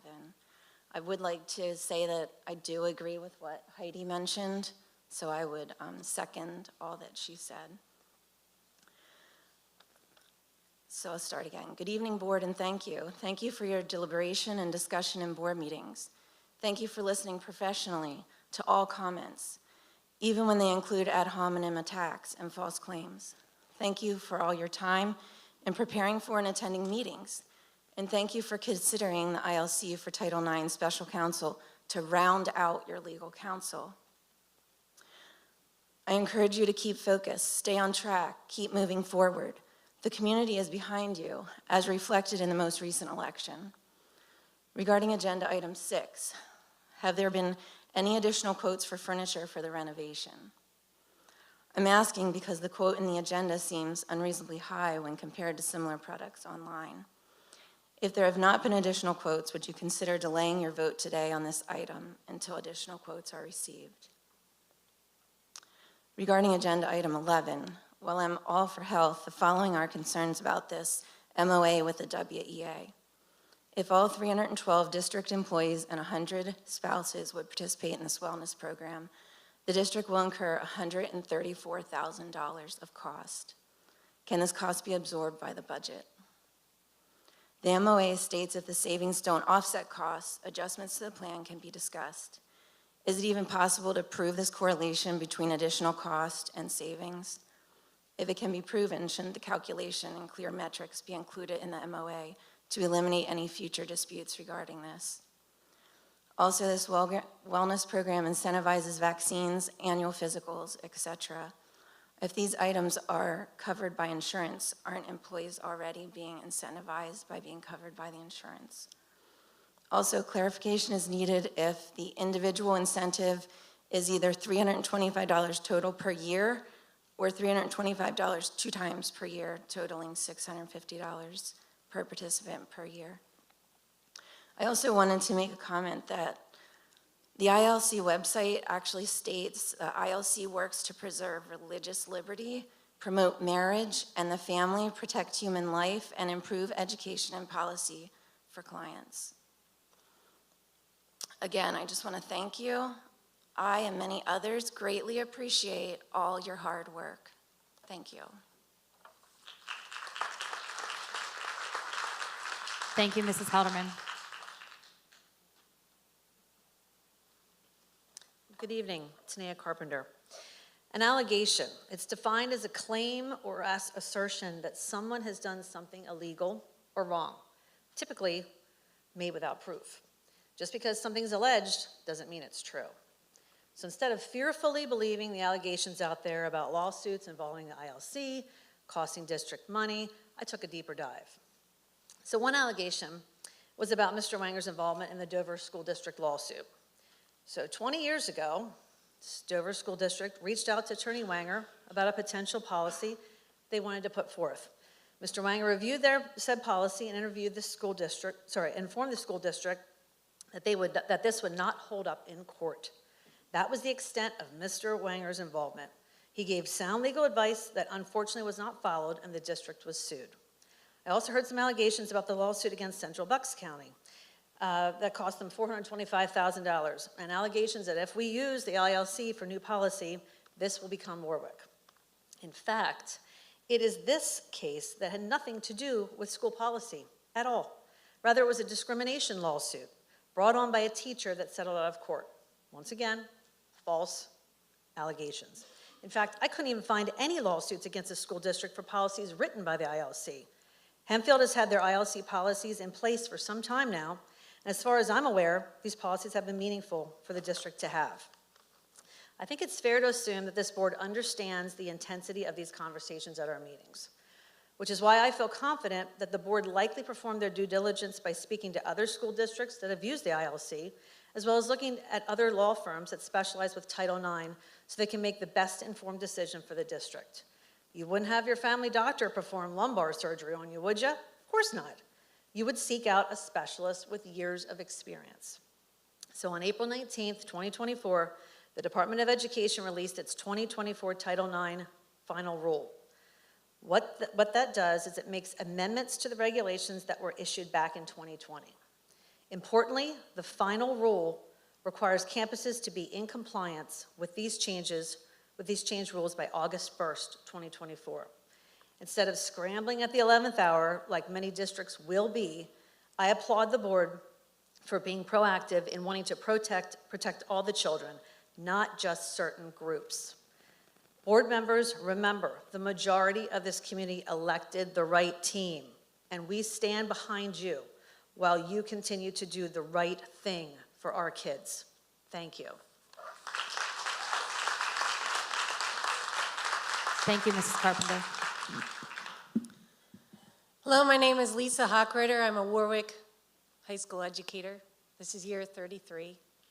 I've seen a lot of things come and go, but I can tell you one part of the big story. I am here to talk about item number 8, ILC. When parents are asked, what do they think of their children? They often will say, I love them. And when asked why, they'll give the answer, it's because it's my child. The Independence Law Center doesn't give the parents the right to make those decisions for their children because it puts policies in place that limits and divides. I could understand if we had some type of a situation going on here, but we're reacting to a policy that's coming into place from the feds. We have time for discussion. We have time to have a meeting and to look at a broader concept. We have time to look at multiple legal entities and opportunities and understand the big picture. When asked the question at 2 meetings ago, we were told we'll find it out at the Committee of the Whole in May.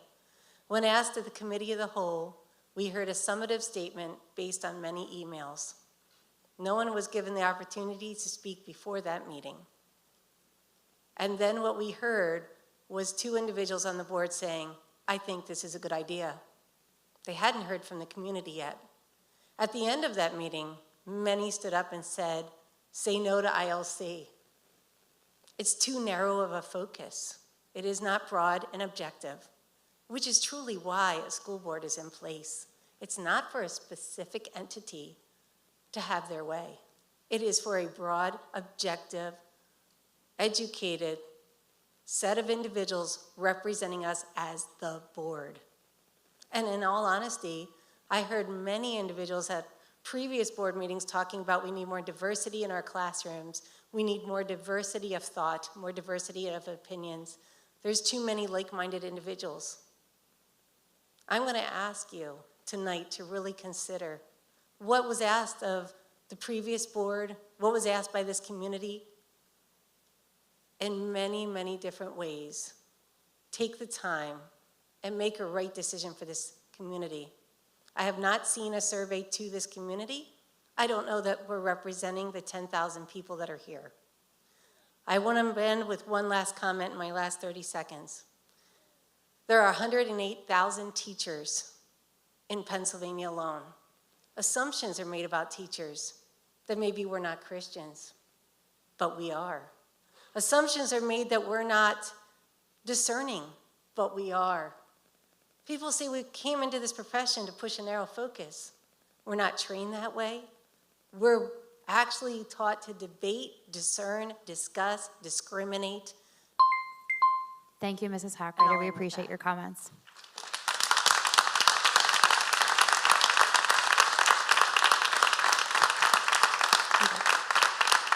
That ends the public comment on agenda items for this evening. The board will take a 10-minute break and would encourage you to do the same before we tackle the rest of our agenda this evening. Thank you.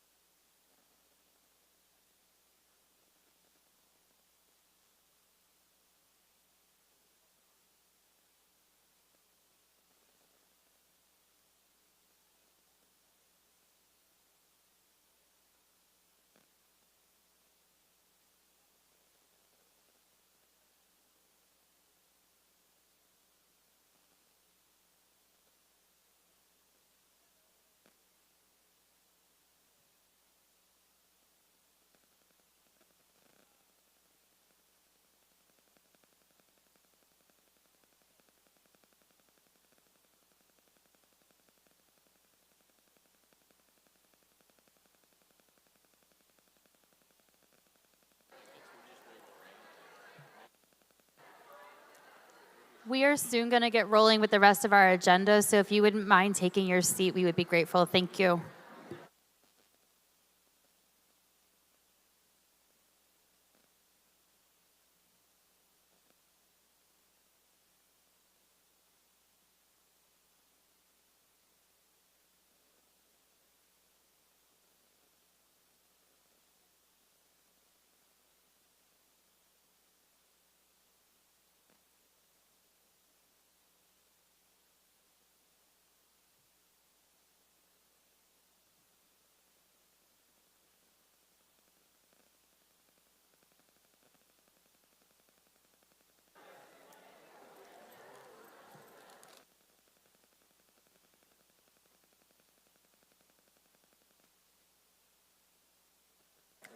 Thank you for finding your seats. We are ready to move forward with the remainder of our agenda this evening.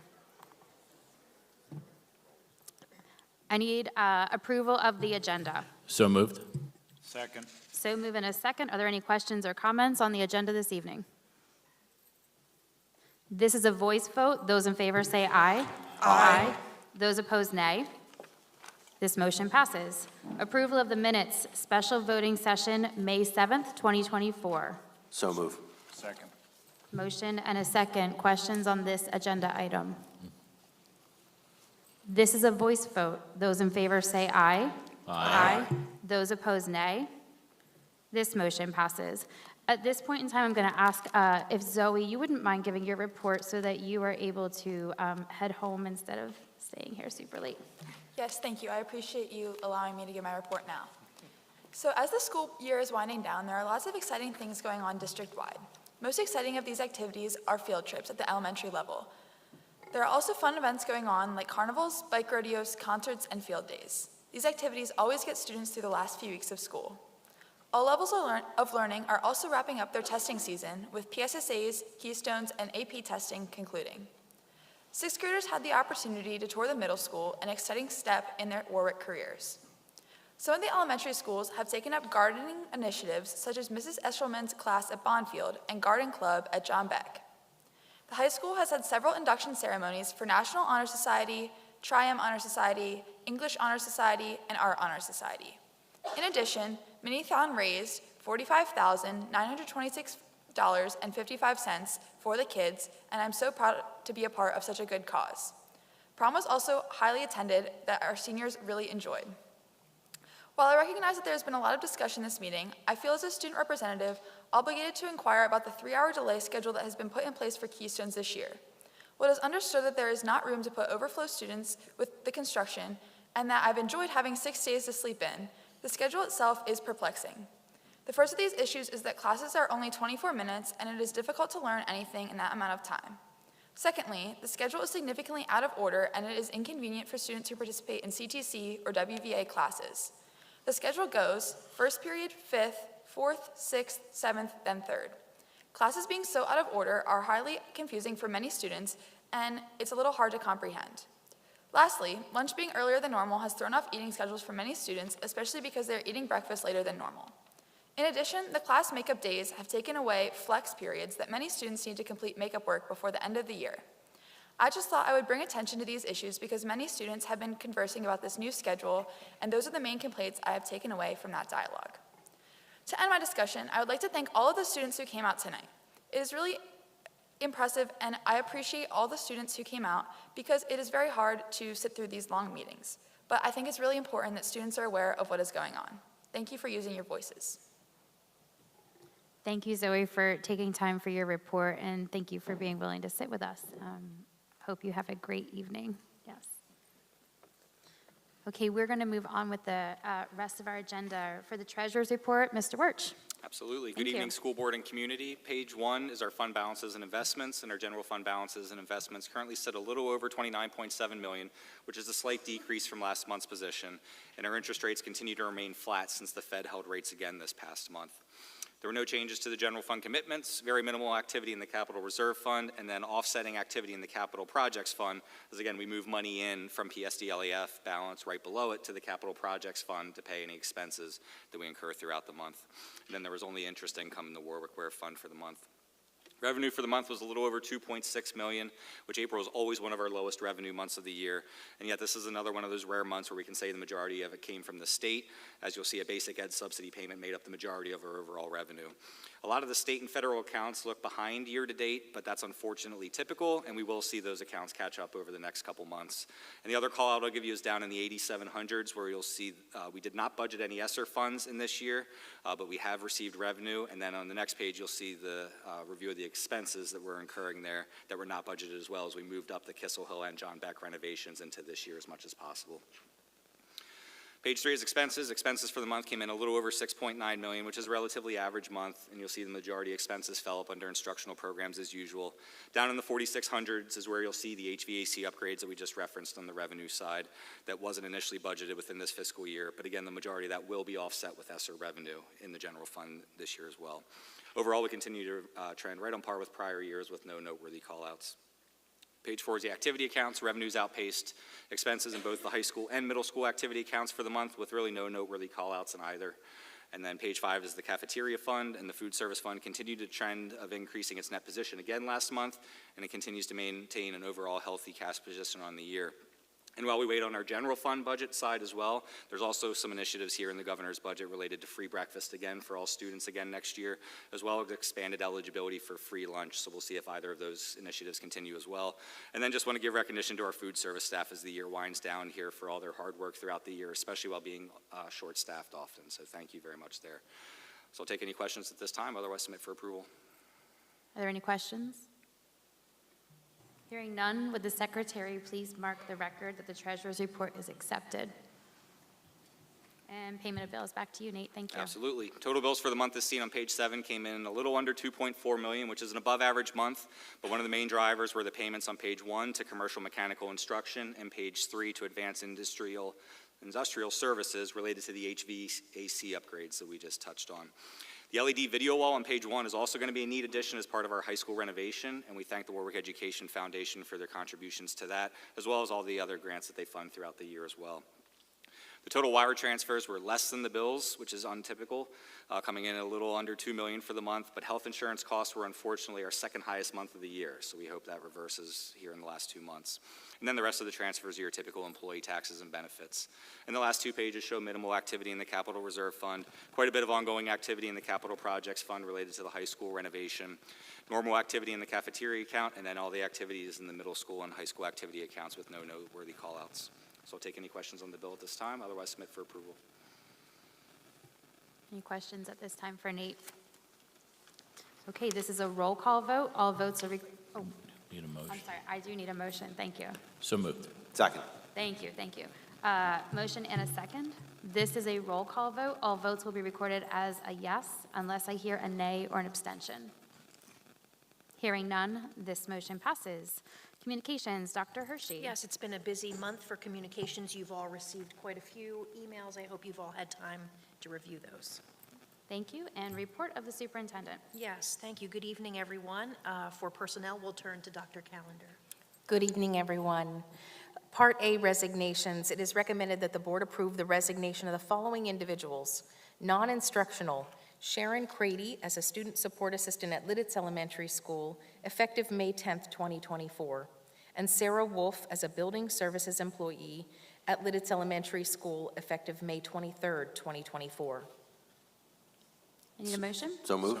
Second. Motion and a second. Any questions about these items? Okay, this is a voice vote. Those in favor say aye. Aye. Those opposed, nay. This motion passes. On Part B, elections, it is recommended that the board approve the election of the following individuals, subject to all pre-employment requirements and clearance checks. Instructional, Rebecca Myers is a business education teacher at Warwick High School, effective on the first day of the first semester of the 24-25 school year. Mrs. Myers is replacing Joseph Gates, who resigned. For the next item, there's one minor adjustment. I'll read it accurately. Emily Sheffer as a music teacher at John Beck Elementary School, 25%. John R. Bonfield Elementary School, 25%. Kissel Hill Elementary School, 25%. And at Warwick Middle School, 25%. Effective on the first day of the first semester of the 24-25 school year, pending receipt of the appropriate paperwork.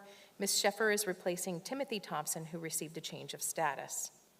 Non-instructional, Brian Mahaffey as a maintenance specialist for Warwick School District, 8 hours per day, effective pending receipt of the appropriate paperwork.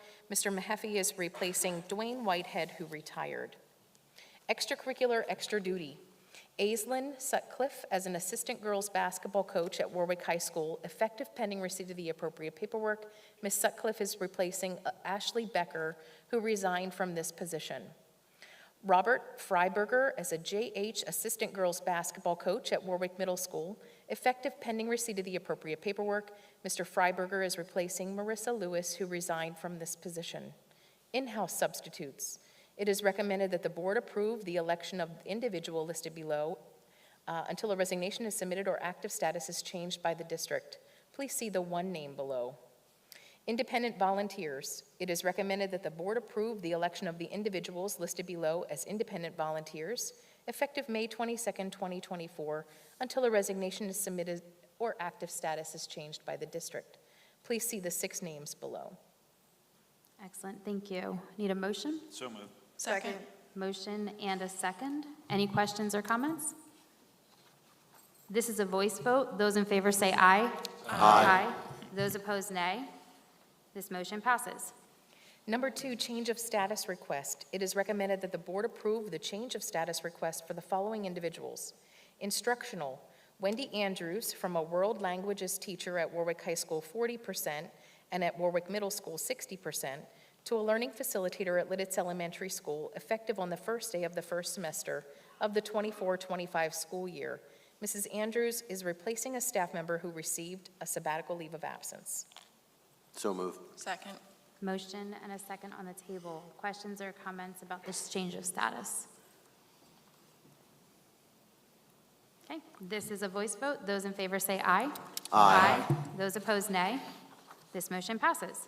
Number 3, leave of absence request. It is recommended that the board approve the following leave of absence request. Employee number 10791 is requesting an unpaid leave of absence, UPLOA, beginning April 25th, 2024, and continuing through May 13th, 2024. The anticipated return to work date is May 14th, 2024. So moved. Second. Motion and a second. Questions or comments? This is a voice vote. Those in favor say aye. Aye. Those opposed, nay. This motion passes. Thank you. Election of Board Treasurer. It is recommended that the Board elect a treasurer for the Warwick Board of School Directors effective July 1, 2024 through June 30th, 2025. Nominations are open for Board Treasurer. In the event of multiple nominations, the Board Secretary will be instructed to record each board member's vote by an alphabetical roll call vote. In the event of a tie, a second vote will be cast, and the Board Secretary will be instructed to record each board member's vote by a reverse alphabetical roll call vote. If a tie exists after the second vote, the winner will be determined by the flip of a coin. Okay, do we have any nominations for treasurer? I nominate Nate Wersch. Second. We have a nomination and a second. Any other nominations? Well, Nate. Okay, we accept the nominations for the board treasurer are closed. I now need a motion, yes. So moved. Second. So move in a second. Questions or comments? Okay. Just a comment, thank you. Thank you, Nate, for everything you've done to serve this board and this community for all these years and how you've positioned us in such a good way. Thank you. I second that. The secretary, oh, I'm sorry, we do need to vote on that. This is a voice vote. Those in favor say aye. Aye. Aye. Those opposed, nay. This motion passes. The secretary is instructed to cast a unanimous vote for Mr. Wirch as the treasurer of the Warwick School District Board of Directors. Number 5, election of board secretary. It is recommended that the board elect Janice Boyer, executive assistant, as board secretary for the Warwick Board of School Directors effective July 1, 2024 through June 30, 2025. So moved. Second. So move. Second. We have any questions or comments at this point? Other than just an abundance of gratitude, Mrs. Boyer, for all the work that you do on our behalf. Yep, you do a ton behind the scenes, so thank you for that. Any other questions at this point? This is a voice vote. Those in favor say aye. Aye. Those opposed, nay. This motion passes. Number 6, approval of high school renovation furniture proposal. It is recommended that the board approve the furniture proposal from Corbett CoStar 035E23197 associated with the high school renovation as presented on attachment number 1. Need a motion? So moved. Motion and a second. Any questions or comments about item number 6? I'd love to make some comments. Sure, yeah. So first of all, this is not in addition to the initial bid. This is part of the bid for the high school project. This has been in process for some time, so we had furniture here for students and staff members to try out. And then Dr. Sobachan and I went through and cut out a bunch of things and made a bunch of changes to things to bring it within the budgetary parameters that were set forth at the beginning. Can I ask a question? So was what we allotted in the budget, is that within the budget? It is, yes. What it is, okay. And did we get additional quotes with other?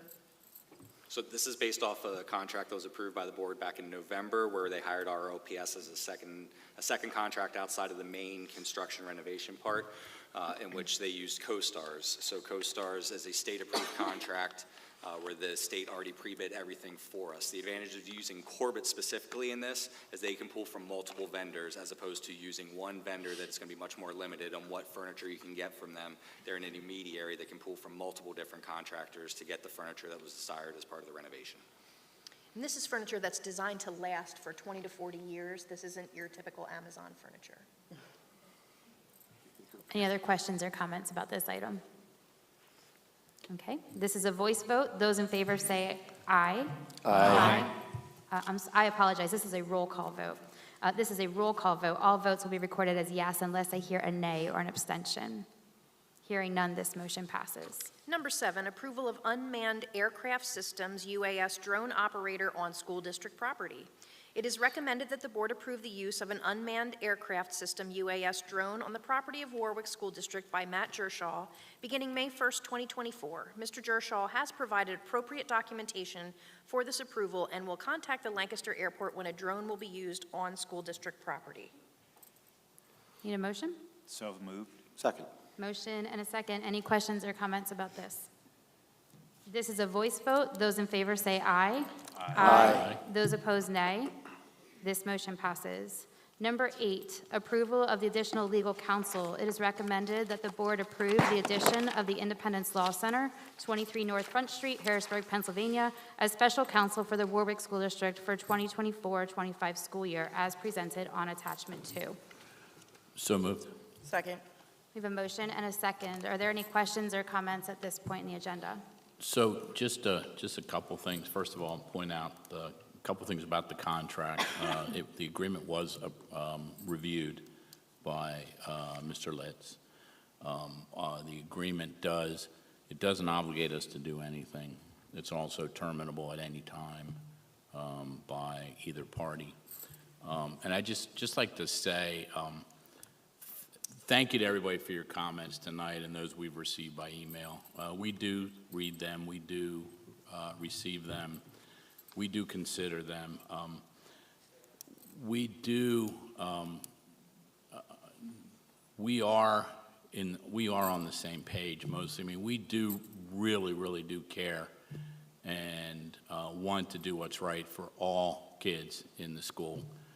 You know, when we hear that for some reason that's not the case, that we're somehow targeting certain individuals, that's really not the case. That's not true. That's not what we're looking to do. A lot of the things that we hear about the Independence Law Center, again, I've worked with them. I've done my due diligence. I know that I believe they can be helpful to us. That's really my main qualification here. We are not looking, well, speaking for myself, I'm not looking to impose any type of religious worldview on the students. That's not what we're about. I don't believe that's what they're about. We've already heard tonight that the lawsuits, they have not been, their policies really have not been sued and ended up in court, and they're designed for that purpose. You know, I do not want to see Warwick on the name of a Supreme Court case. That is not why I'm here. That is not why I'm serving on this board. Again, that is the reason for bringing in different lawyers is to look at these items to avoid litigation, to help us avoid getting sued, and to do what's right, not to find a way, a work around the law. Our job is to comply with the law, and we recognize that.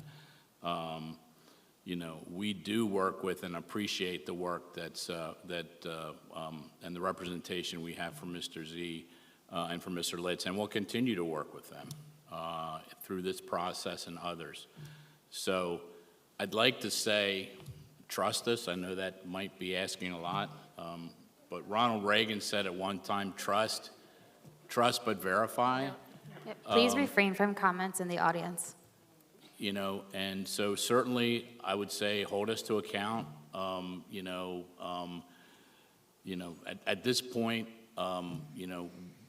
we've tried to be as transparent as possible. Hasn't really been a lot to talk about because we're not talking about specific policies. And whether we present specific policies, they will be presented in open meeting. We will have lots of opportunity to discuss them and debate them, and we will look for everybody's comments at that time. Again, I feel personally that this information, or just having the information or being able to talk to, and that's all we're talking about at this point, being able to speak to the ILC can be helpful. And that's why I'm recommending that we approve the agreement. Thank you, Mr. Landis. Any other comments at this point? I would just encourage, over the course of the last month or so with the Committee of the Whole, and in this meeting, we've heard a lot of you talking, and we've gotten a lot of emails. I just would encourage you to do your research into, in particular, the lawsuits that have been brought about. I think there was one speaker tonight that did a decent job of putting some of the lawsuits that we've heard and we've done our research on as far as the outcomes, in particular Dover, Central Bucks West. I would just encourage you to go out and look into those. Boyertown, I think, was another one that also came up, and come to that. I think you'll come to the same conclusion that some of us have come to as far as that's concerned. So just do your due diligence and go ahead and look at some of the lawsuits that have been talked about since we've been talking about this.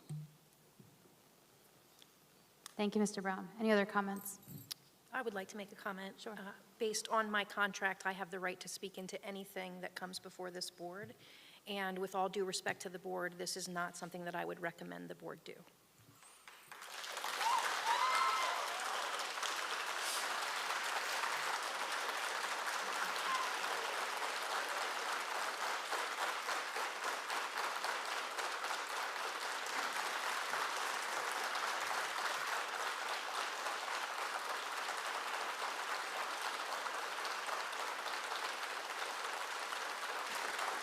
Thank you, Dr. Hershey, for your comment. Anything else at this time? Okay. This is a roll call vote. All votes will be recorded as a yes unless I hear a nay or an abstention. Hearing none, this motion passes.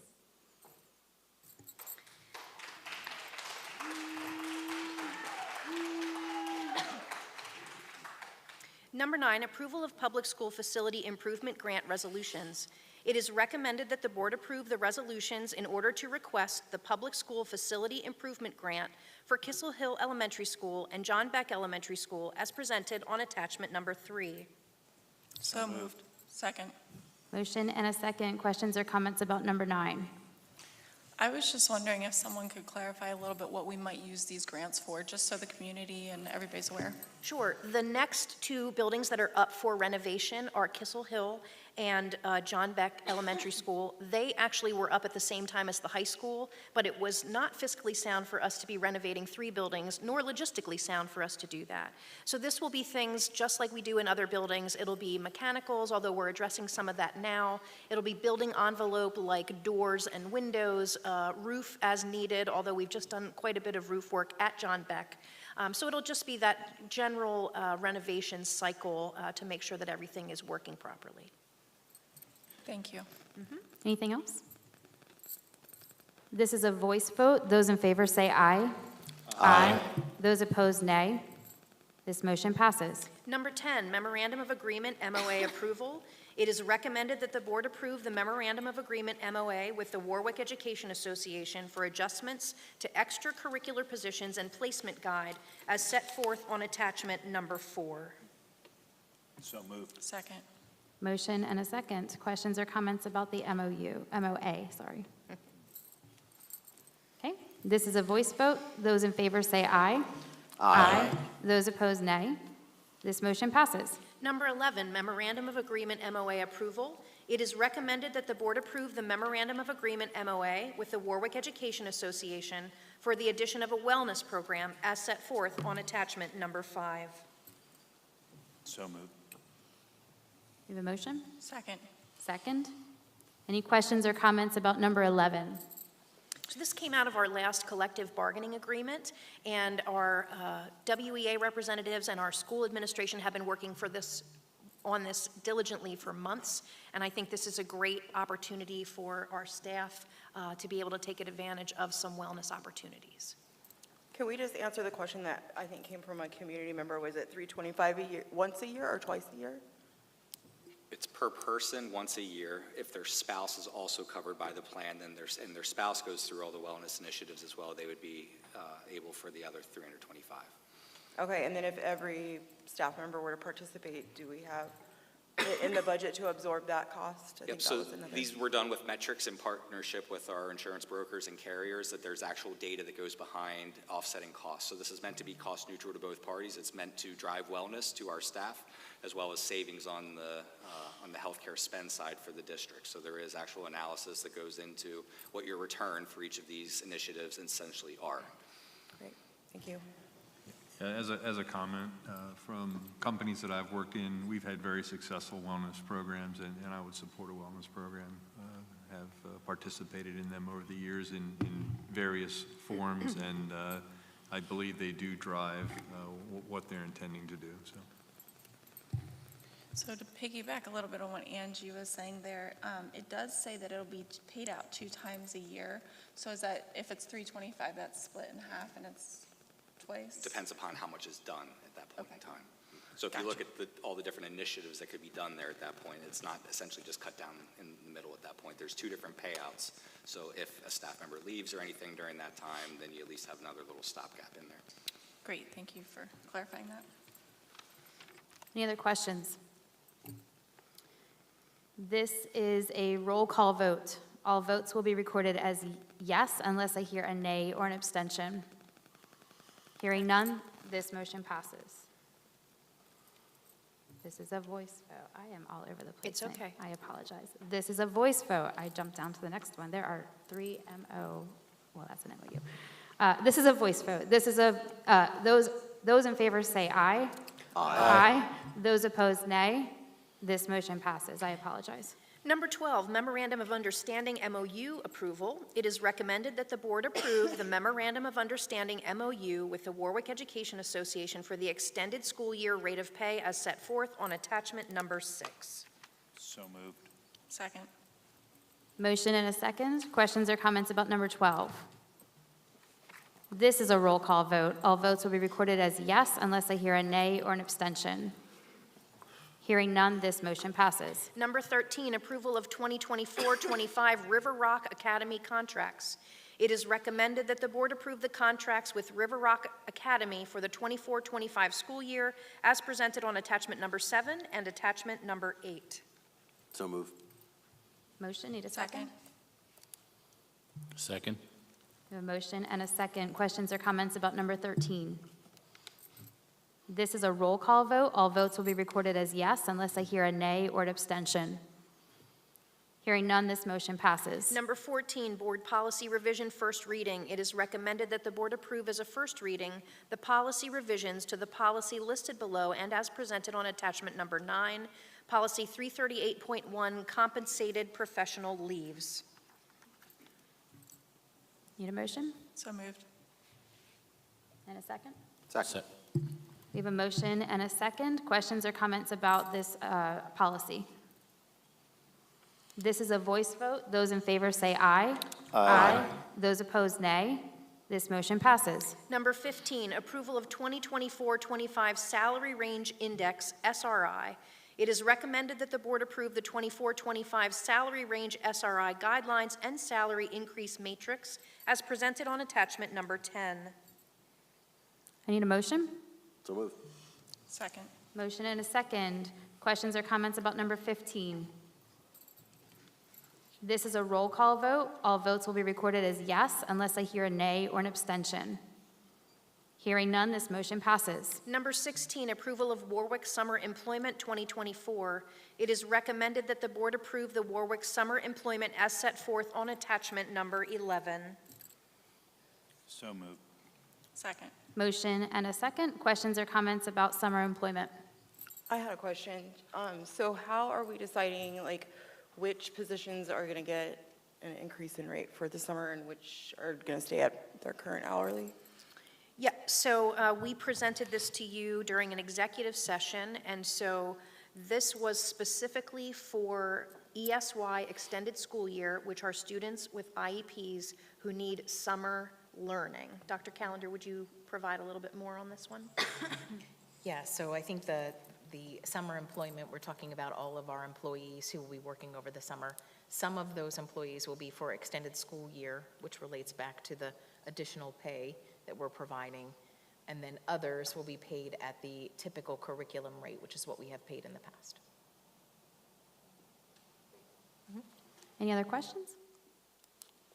This is a voice vote. Those in favor say aye. Aye. Those opposed, nay. This motion passes.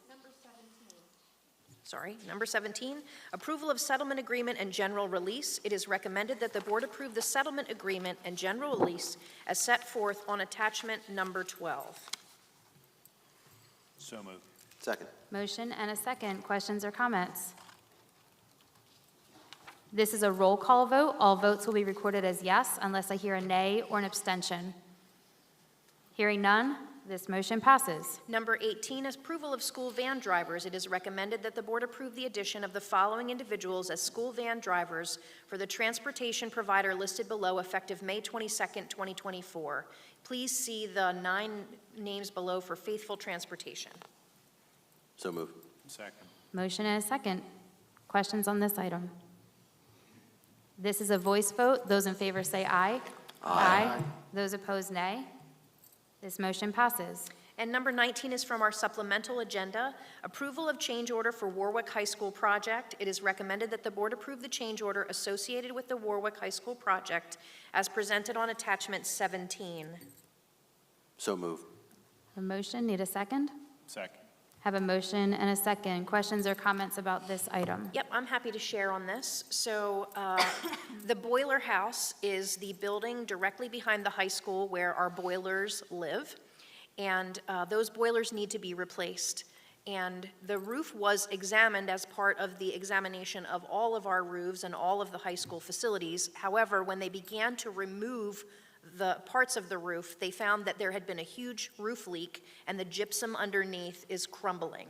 And so it was not in the scope of work to completely replace that roof. So this needs to happen sooner rather than later because it is affecting our fire alarm system, et cetera. We got this change order yesterday. We were well within the 24 hours in order to put this on the agenda, but we just wanted you to know what this was about. And this is what happens when you do renovations. You find things behind the walls. And we have contingency built into the overall project Indeed. to include these things. Yes, and Mr. Weaver made a great point to me earlier today when he asked about this. We are pretty far ahead as far as change orders are concerned. We did not have to put the sewer lift in that we anticipated having to put in. We removed some of the big folding doors, so we're still ahead with change orders at this point. Thank you for sharing that information. Of course. Any other questions or comments about number 19?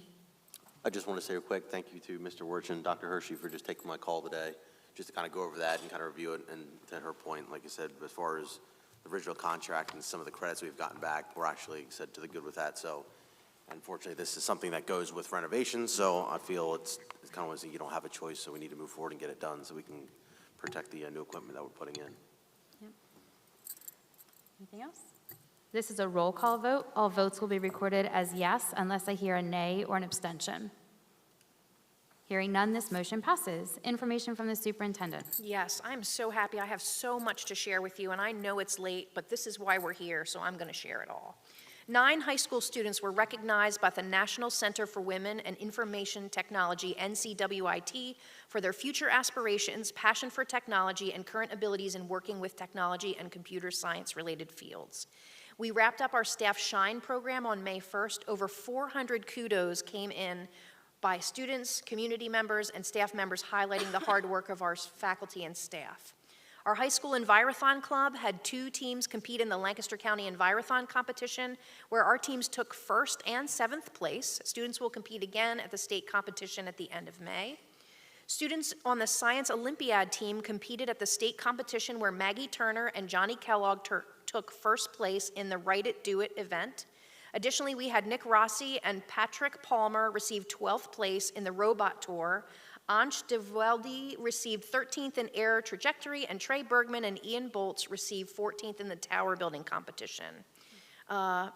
We heard about Minithon. $42,926.55 was raised for 4 diamonds. Maggie Turner received her Girl Scout Gold Award for her cake pan project. She collected a variety of different shaped cake pans and decorating tips and wrote out simplified instructions on how to use them, and they are available at the Lidditz Library beginning June 1st. Mrs. Kyrie Bennett, a teacher at John Beck in the Deaf and Hard of Hearing classroom, received the IU13 Annie Sullivan Award. The award, named after Helen Keller's lifelong teacher and companion, is presented to a professional who demonstrates exemplary care for students with disabilities and goes above and beyond their duties to help the community. Dr. Tanya Myers, our physical therapist, received the 22-23 Therapist of the Year Award from the Lidditz Ambucks and the 2023 Pediatric Special Interest Group Award of Excellence from APTA, Pennsylvania. The MadCom state competition was held today at Dickinson College, where our programming team took 3rd place and our website designer won 2nd place. This Saturday, Gannon Ziegler will formally be recognized for earning his Eagle Scout for his cemetery headstone refurbishing project called Dignity Beyond Death. Last week, Mr. Ballmer and Austin Van Gro traveled to Los Angeles for the International Science and Engineering Fair, where Austin competed. Last week, we held choral concerts for Warwick Middle School and Warwick High School, titled A Season of Hope. The Warwick Education Foundation held their annual gala on May 10th. It was a lot of fun. Prom was held at List Track on Saturday, May 11th, and we enjoyed being there with our students. Middle and high school band concert was held Friday night, also fantastic. And the elementary band concert will happen tomorrow night, Wednesday, May 22nd at 7 p.m. That's my report. Things are very busy this time of year around the district. Thank you, Dr. Hershey. Yes. We will move on to committee reports. Zoe gave her student representative report, obviously just a little bit ago. So building and property. Thank you. The Building and Property Committee did not meet in May and does not have any recommendations for the board at this time. Thank you, Mr. Weaver. Education Committee. The Education Committee did not meet, and we have no recommendations. Thank you, Mr. Landis. Finance and Legal Committee. The Finance and Legal Committee did meet on Tuesday, May 7th, 2024. The committee reviewed the 2024-25 Food and Nutrition Services budget, received an update on the 2024 General Fund budget. We also discussed the auditing services proposal with Brown Plus consulting firm, and reviewed the 2023 budget transfers and obsolete equipment. The committee has the following recommendations for board approval. It is recommended that the board approve the 2024-25 Food and Nutrition Services budget as presented in Attachment 13. Second. We have a motion and a second. Questions or comments about the recommendation here?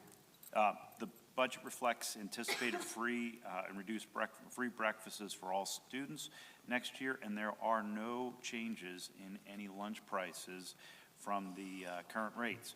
I would also like to recognize the efforts of our Director in Food and Nutrition Services, Michelle Dumbach, and her staff for the hard work that she and the team do on behalf of our students in serving good, safe food and meals to our students, even with in the midst of, as Nate said earlier, you know, they're short-staffed. It's a tough job, so thank you for all you do. Anything else from the board? This is a roll call vote. All votes will be recorded as yes unless I hear a nay or an abstention. Hearing none, this motion passes. It is recommended that the board approve the audit services proposal with Brown Plus as presented in attachment 14. Second. A motion and a second. Questions or comments? Only thing I would say is that this is the same auditing firm that IU13 uses in other school districts. Excellent. Anything else? This is a roll call vote. All votes will be recorded as yes unless I hear a nay or an abstention. Hearing none, this motion passes. It is recommended that the board approve the 2023-24 budget transfers as presented on attachment number 15. Second. Motion and a second. Questions or comments? These are the standard budget transfers that we see normally. Excellent. This is a roll call vote. All votes will be recorded as yes unless I hear a nay or an abstention. Hearing none, this motion passes. It is recommended that the board approve the disposal of obsolete equipment as presented on attachment number 16. Second. Motion and a second. Questions or comments about this item? One thing I'd say is this is oftentimes an opportunity for people the public to purchase excellent used equipment. Yeah, I believe this list is available on our district website. Yep. Okay, yep. Anything else? This is a voice vote. Those in favor say aye. Aye. Those opposed, nay. This motion passes. Student Activities Committee. Yes, thank you, Board. The Student Activities Committee did not meet during the month of May, but we do have a few out-of-state overnight trip requests that were discussed via digital communication, and we have the following recommendations to the Board. The committee has recommendations at this time. Let me go ahead and do it. It is recommended that the Board approve the following out-of-state overnight trip requests as presented. High school students and staff to the University of North Carolina for field hockey camp July 17 through 19, 2024. This camp will provide the team bonding and opportunities for making connections with teammates as well as instruction from top college coaches and their teams. Go Tar Heels. High school students and staff to Shippensburg University for National Cheerleaders Association camp July 24 to 27, 2024. This camp will provide skills training, coaches education, safety training, one-on-one cheer instruction to athletes, and team bonding. Second. We have a motion and a second. Questions or comments about these trips? This is a voice vote. Those in favor say aye. Aye. Those opposed, nay. This motion passes. Executive session, Personnel Committee. Executive session is canceled for this evening. This board does intend to meet with Mr. Z in the near future when we are able to schedule that time with him. We felt that was necessary at this point due to the number of community members that wanted to share this evening, and so that's a priority for us as well. Labor and Management Committee, we will meet later this month. We did meet. I apologize. I wasn't sure which way that went. Lidditz Rec Center representative. Yes, the Lidditz Rec Board did meet today. A couple updates. The construction project is progressing well. If you haven't noticed, they're putting a second floor on top of the rec center for additional activity space and doing quite a bit of renovation to the other areas. It's scheduled to be completed by the end of October. Also, the rec is preparing for the preparing to transition from after-school programs to the summer camps. And that'll start June 10th, and the Lidditz Springs Pool is opening this weekend. That's everything we have. That's exciting stuff. Thanks, Mr. Kausch. Legislative, Mr. Brialt. Nothing to report this month.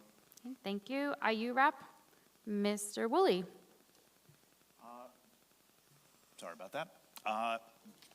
Since our last board meeting, there was no IU 13 board meeting. There is one tomorrow night, and after that point, I will have more information, though I would recommend anybody that's interested, check out the IU 13 website. There are tons of news, events on this fine organization. Excellent. Thank you, Mr. Woolley. I have the Lancaster County Career and Technology Center covered. So we did meet a few weeks ago, and we have a meeting this upcoming Thursday evening. We did not have any students of the month at Warwick, but one thing that I did for this particular month at the CTC, but one thing that I did just want to note, many of the students that attend the CTC are pursuing post-secondary education as well. So just that is an option for all students to pursue if they have interest in the specified areas that the CTC covers. I believe we already talked about this, but I did want to recognize Aaron Cash for Skills USA competition.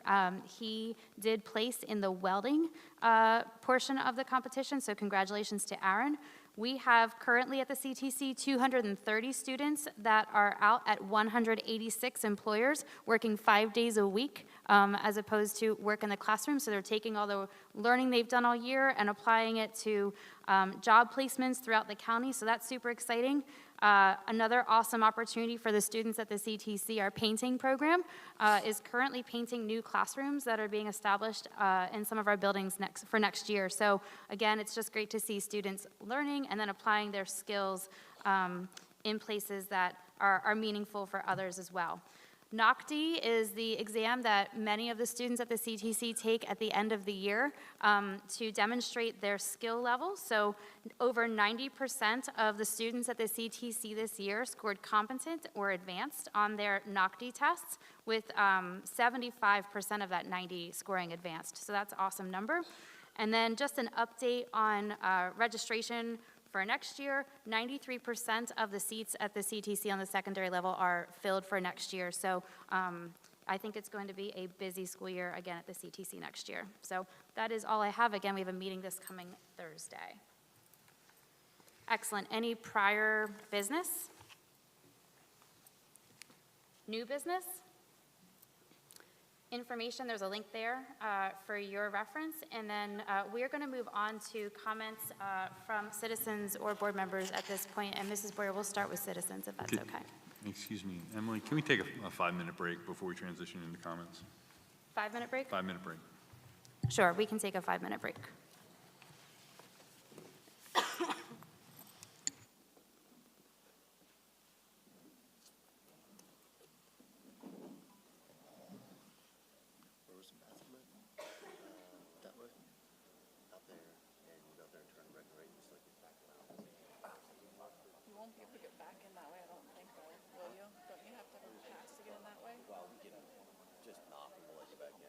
So it's like,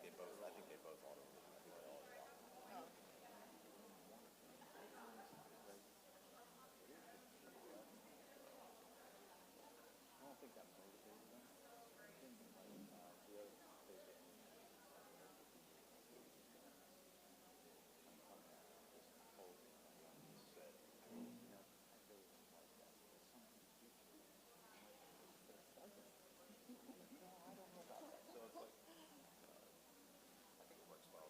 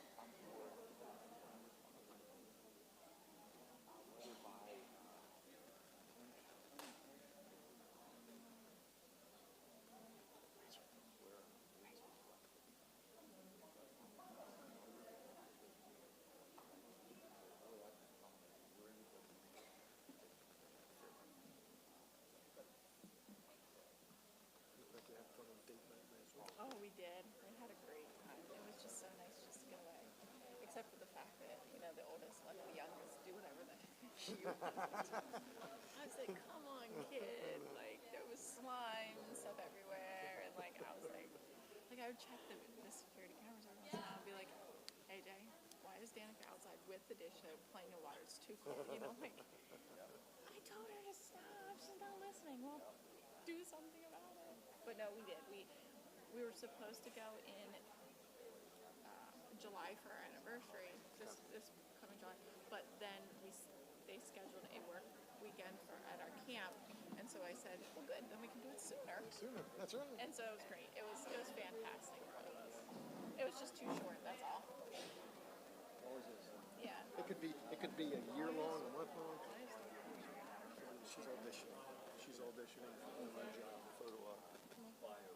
Absolutely. No doubt of that. Nice.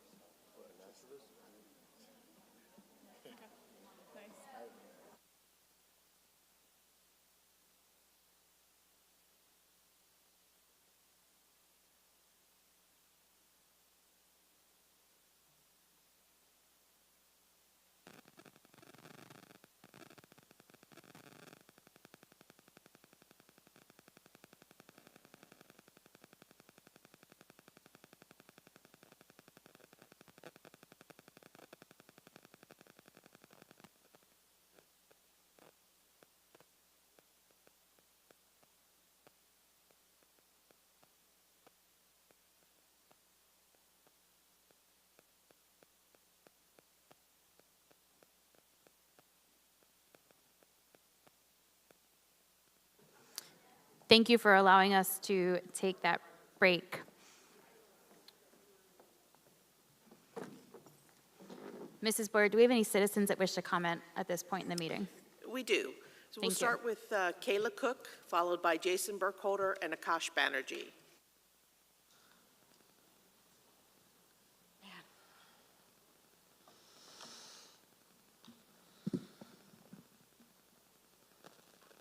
This is going to be a hard pivot. All right. Earlier today, it was a really good day. Christina Smoker, Zoe, our amazing school board representative, and I were privileged to be guests at the governor's residence. In Shapiro's proposed budget, he's asked for $3 million to provide menstrual products to students for free, just like toilet paper and paper towels. Warwick United is a nonprofit that I founded that has provided multiple services to Warwick students, including free backpacks, school supplies, sneakers, and more than 45,000 free period products over 2 years to Warwick students. Thank you. We work with local businesses and receive community donations to drive this initiative. Not only are these quality products available to students for free, but they are deployed in the space that they are needed. We installed plastic bins inside bathroom stalls filled with tampons, pads, and of varying absorbencies and liners. This allows school nurses to spend their budgets on very required things such as Tylenol, Band-Aids, and other items. We were invited to the governor's office because this direct access model we have built at Warwick is considered as a best practice. Approximately once a week, a handful of designated students, with their parents' permission, restock the bathroom stalls in the high school and middle schools. Some of them call themselves the period posse.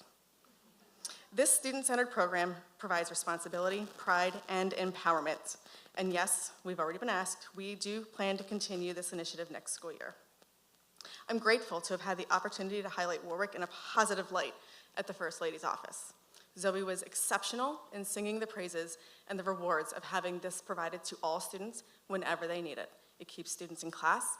It keeps students who have fear of how they will provide these products without having the concern of how they will maintain their school day. I'm revising my original statement because sadly, you have put a black cloud over our school now. We can do amazing things here. We have amazing students. You are making a tragic choice. We wanted to hear from Bill Z. We wanted to hear from Jeff Litz. You didn't give us the opportunity. You're asking us to trust you, and trust is earned. You have done nothing to help us trust you. You have done nothing to be transparent on your goals. You spent more time talking about the burn center and furniture than you did talking about this agreement. And we are supposed to trust you? We don't. I trust Dr. Sobachan. I trust Melody Kellner. I trust April Hershey. I trust my teachers. We don't trust you. You haven't earned it.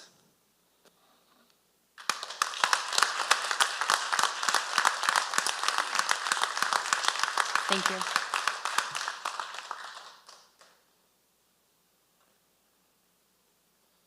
Good evening.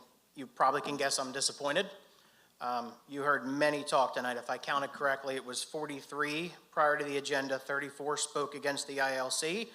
Dr. Hershey spoke against it. Thank you, Dr. Hershey, for your bravery. We know that that puts a big target on you for some people. I would expect not a target from the board. 8 or so speakers who seem part of your party inner circle supported you and said things like stay on target and focus on the kids. Mrs. Hample is right, by the way. I agree we need to do more for special needs students, but we never get to that conversation because we keep circling this drain. Another speaker said keep focused on the track, keep moving forward. Just like the prior meeting, somebody said that. They keep coming up to the microphone whenever we're here and they look at you on the stage and say, stay on goal, stay on target. You clearly have an agenda that not a single one of you will say out loud. Just like you didn't say out loud why you wanted to hire the ILC other than you want counsel, and not a single one of you voted against it. Mr. Landis, we will hold you to your word tonight. You will not come for the LGBTQ community. We will not allow you to brand the kids with a scarlet T. I'll remind you again, the solution to some speakers' fear about privacy is private bathrooms. Mr. Wenger will tell you that in the lawsuit that I researched about that he lost in Boyertown when the conservative majority Supreme Court denied his appeal over suing over bathrooms because private changing rooms are the answer, not litigators. In addition to Title IX, the Pennsylvania Human Relations Commission enforces the Commonwealth of Pennsylvania's regulations that put state-level regulations in place just like Title IX last year in 2023. They've been in place, and they prohibit discrimination against gender identity and gender expressions against students and workers in school systems. The student speakers all said the same thing tonight. Many of them were brave enough to step up here, and I applaud that. They said adults should never make kids live in fear. We will hold you to their words as well. Thank you, Mr. Booker.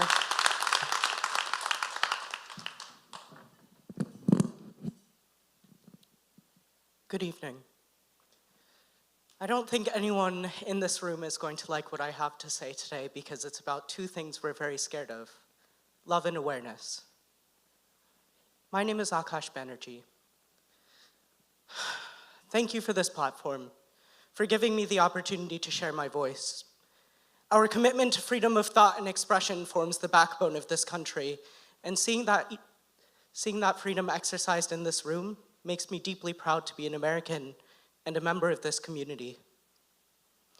I'm a member of the Warwick High School class of 2020. We are the same class that experienced 5 students die in 4 years, 3 of whom died by suicide. I do not speak to you today as board members or Moms for Liberty or Warwick Democrats, but as human beings, as mothers and fathers, as sons and daughters. If there's just one question I want us to ask ourselves tonight, it is this: am I living each day with love and awareness? Everyone here is coming from a place of love. Whether you're for or against restrictions on students' freedom of intellectual thought, curiosity, and learning, you are acting out of love, and that is beautiful. My question is, are you aware of the feelings and desires driving your love?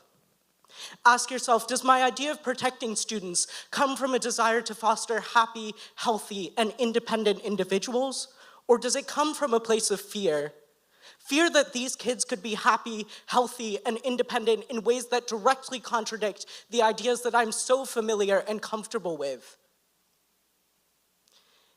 And to my brothers and sisters in the LGBT community, to anyone who's ever thought, maybe I'm not enough, maybe there's not enough love in this world for me, maybe it would be better off without me. I see you. I see you. When you think this, look to the sky, look to the stars, look to the earth. Your parents' love may not be infinite, but these are. They will always be there for you. Thank you.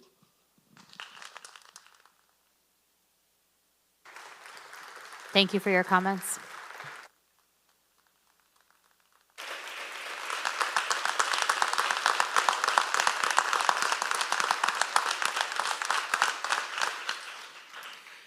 Next to the podium, we have Kayla Ketchum, followed by Tracy Bosis and David Bosis.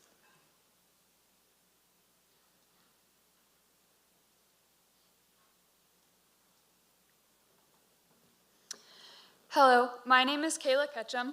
As I stand before you today, I'm filled with a sense of gratitude and responsibility, however, now also disappointment. I graduated from Warwick in 2020 with Akash, and I was eager to learn and grow. My time here was marked by many positive memories, moments of joy, and milestones calling for celebration.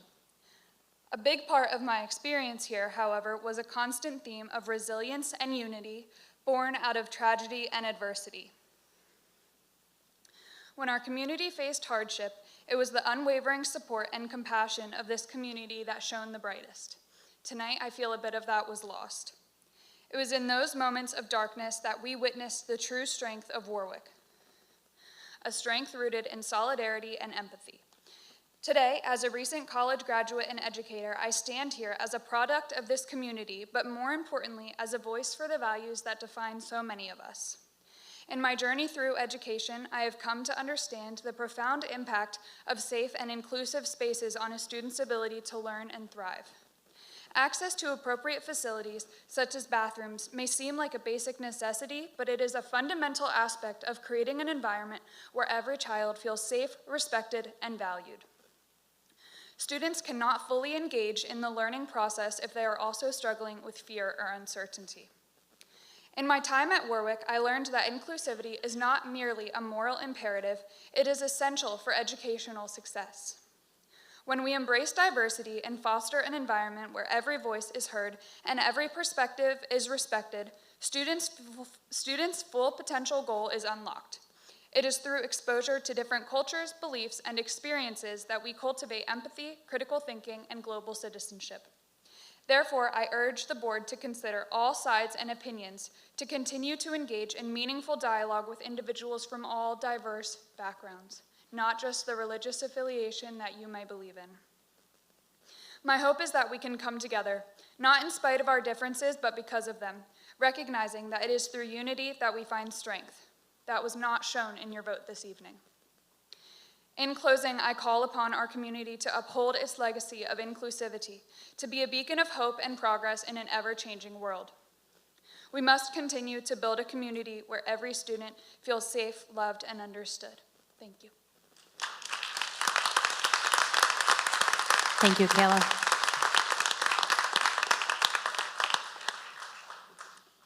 I'm Tracy Bosis. I wanted to comment on two suggestions that were made on the May 7th meeting. I understand that it was suggested by the board president on May 7th that the district move to an annual opt-in process for every book in the curriculum that contains life issues of mental health, weapons, violence, trauma, sexual content, substance abuse, profanity, religion, and gender identity. To do this would place an undue burden on teachers and families and is not in the best interest of the students. I urge the board to continue the current opt-out process, which is the most efficient use of our time and resources. The second suggestion on May 7th, also from the board president, was for the disbanding of the recently formed Library Resource Review Committee. I express my profound disagreement with this suggestion and support the continuation of the Library Resource Review Committee which is a reasonable representation of our community and can most fairly review and recommend books for placement in our school libraries. And for the record, I would like to express my intense disappointment in all of you for your willingness to overlook obvious disagreement of the district residents and of your superintendent to rush into engagement with the ILC.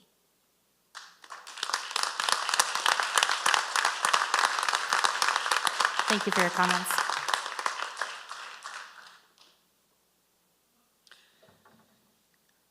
I too want to express my dismay at the lack of debate that was present on stage after hearing so much from the audience, so much disagreement. There was no discussion. Now, maybe your discussion happened in private, but that goes to the issue of transparency. And just those few comments that were made to sort of dismiss the concern about legal ramifications and lawsuits and the cost to taxpayers, that really was insufficient to address the concerns. And I'm just profoundly dismayed.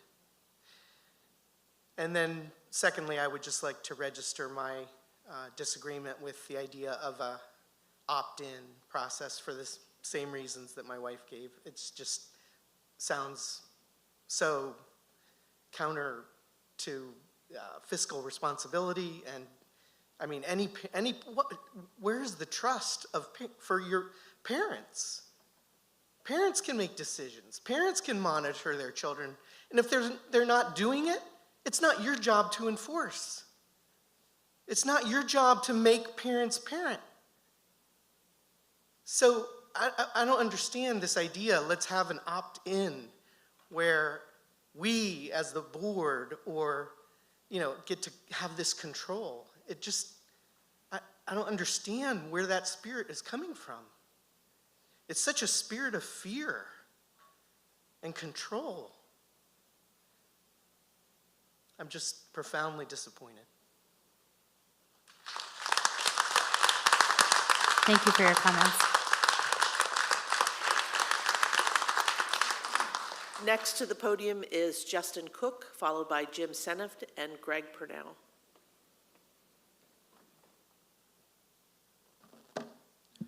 Again, me and the microphone heights.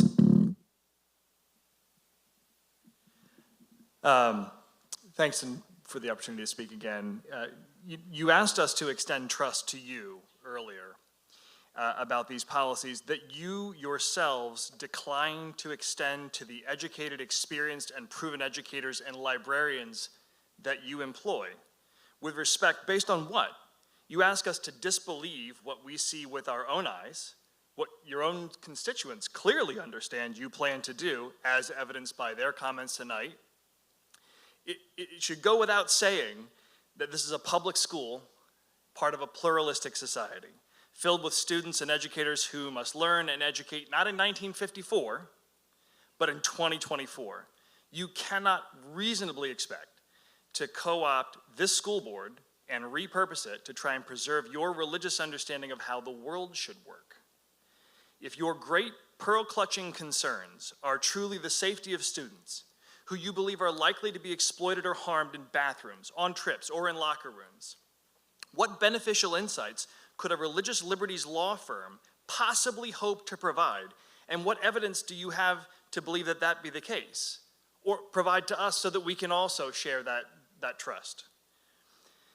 Why in 2024, just to this end, why in 2024 are our children in states of undress or vulnerability in front of staff or peers is probably a good question to ask ourselves. Even if this entire district was full of religiously and ideologically homogenous voters, it would still be inappropriate for you to make any attempt to codify those religious community values into policy, regardless of how many voted you in to do so. Less than a third of the community in this case, by the way. Conservatism starts with the smallest necessary government invention and works inward as needed. Less intervention, not more.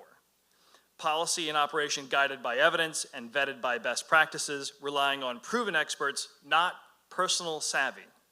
Whether addressing Title IX implications, opt-in versus opt-out, curriculum content, or any other aspect of school district governance, you should be looking at policies that limit your governmental reach into these students' lives, into how parents operate, instead of extending it. You should be acting to limit your own control, not extend it.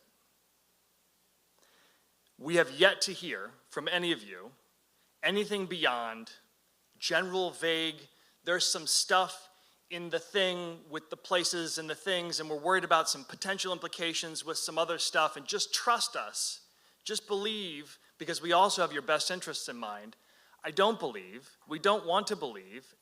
I think you have a duty and an obligation to be clear and disclose to us specifically what your concerns are in detail and how you specifically see this organization, which to any of our understanding is not a school policy space, how they help. Thank you, Mr. Cook.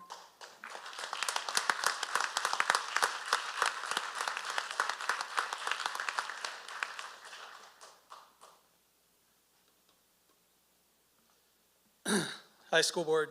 Jim Seneft, Lidditz. Wanted to finish a point I was making earlier in regard to that disgusting Facebook post that was made by your campaign. And the reason I think there was an outrage in the community over that post is because, quite frankly, people weren't paying attention. Because if people were paying attention, that Facebook post would have outraged people. We've heard a lot of talk about, well, there was an election and this is the will of the people. But I just want to share some numbers. As of the last census, Warwick's population was 32,388. The highest vote getter during the last school board election got 5,795 votes. That's less than 18% of the population of the district. And I know you can say, well, people need to vote. But guess what? You still need to represent the other 82% of residents who did not vote for you. Another stat to share, Republicans make up 55% of registered voters in our school district. Democrats only 29%. Yet, during the last school board election, Democrats got 46.69% of the vote. That tells me that the people who were paying attention saw the danger. A lot of those people are probably in this room. I'm registered independent. I was registered Republican last year. I change my party all the time because I'm not a big guy on politics, but I'm a big guy on doing what's right. And I don't think this board is doing what's right. I'll just end this. I do want to make one more quick point since I have the time and I want to keep you guys here. I'm old enough to remember back in January, I think it was, when the Burns Health Center was presenting a program here. And there were some members of this board who said, gee, I don't know, we saw this long PowerPoint on it, but I don't trust it because I don't know what exactly it's teaching. Gee, can we sit in on it? Can we go to the, that was some crazy due diligence on the Burns Health Center, on a mental health program for our kids. Where was that tonight? When you, we heard all during the election, because I did pay attention to your campaign about rubber stamping. That was a rubber stamp if I ever saw one. I'm wondering if you had dinner with Mr. Wanger at the Tide House when you spend $8 grand there with your campaign money. I don't know. I'll just end with my 20 seconds by quoting the greatest film of all time, Roadhouse, when Dalton says, it's going to get a lot worse before it gets better. And I'm sorry that it's going to get worse for the kids, some of the kids in this room. Thanks. Thank you for sharing your comments. I don't know if Mr. Purnell is Mr. here Purnell is still. here. I think he might have gone. Okay. His daughter probably. No. Okay, then we will move on. Thank you. Next to the podium would be Mary Turner, followed by Sean Anthony and Veronica Meyer.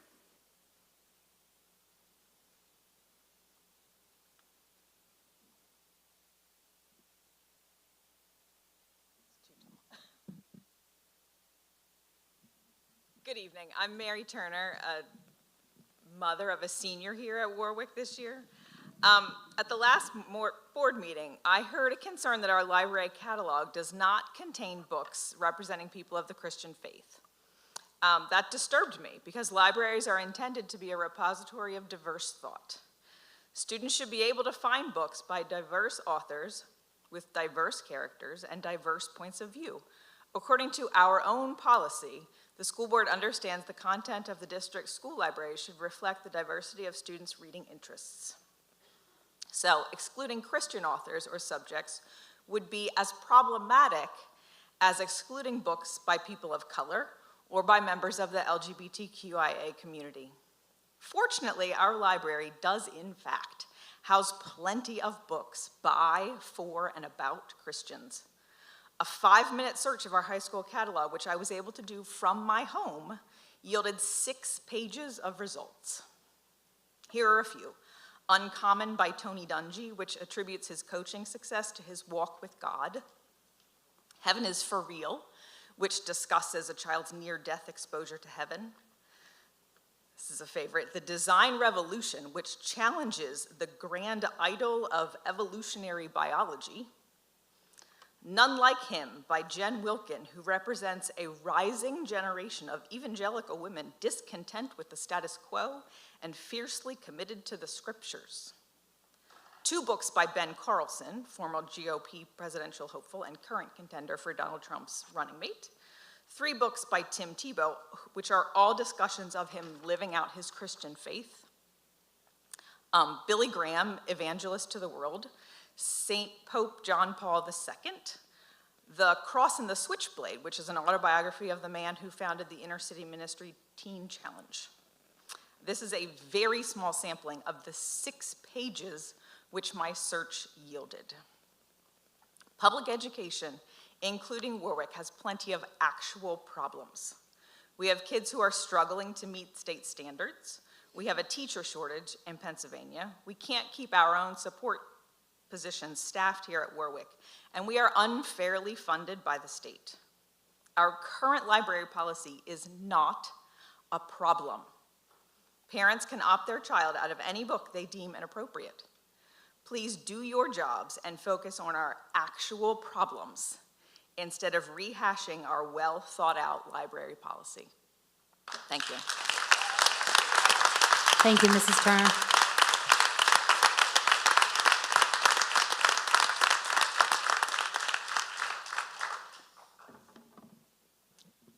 Hi, Board.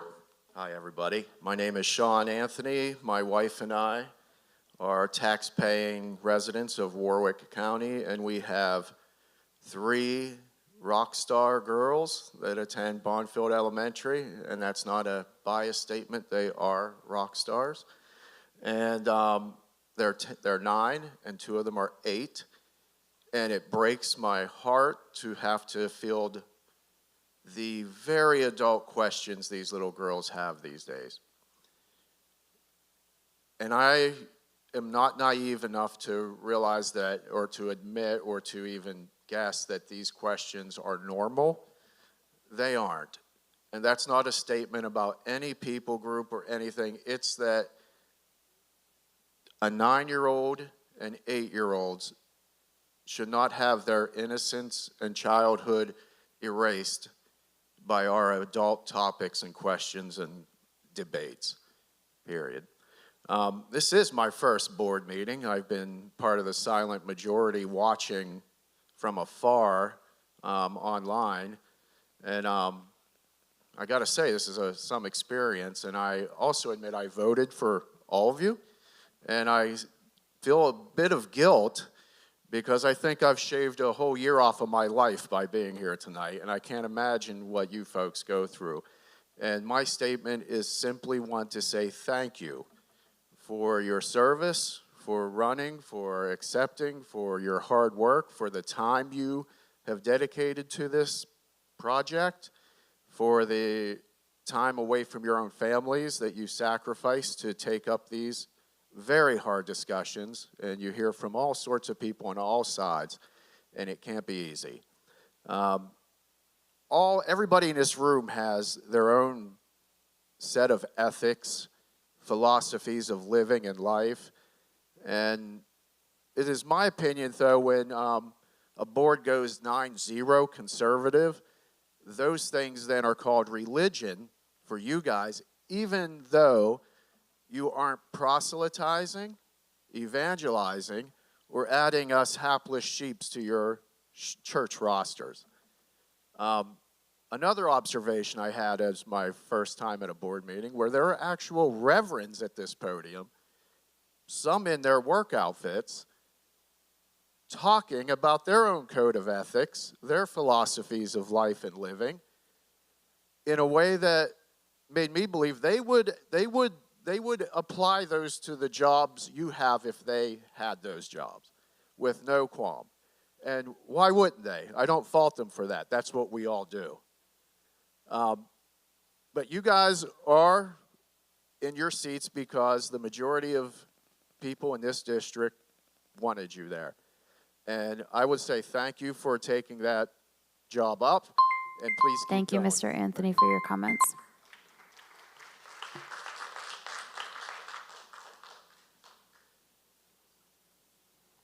Is Veronica still here? Okay, I think she left, Mrs. Boyer. Thank you. Next, we will have, we'll hear from Lisa Colino, followed by Bethany Tomasetti and Violet Weitzel.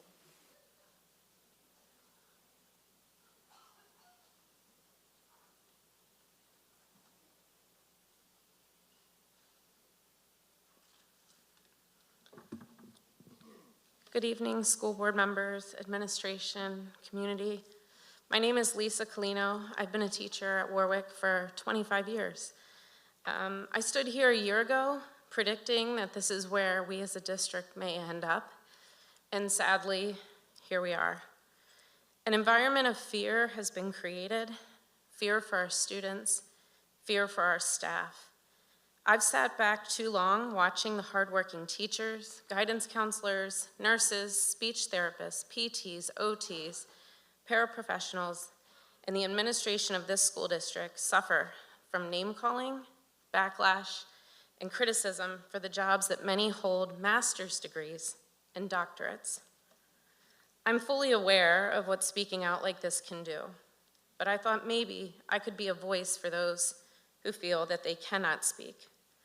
I've witnessed the repeated ridicule of online trolls and bullies who make public comments that are hurtful, only to hide behind the First Amendment or suggest that they merely have tough conversations. Those who spread false narratives aimed at dismantling public education have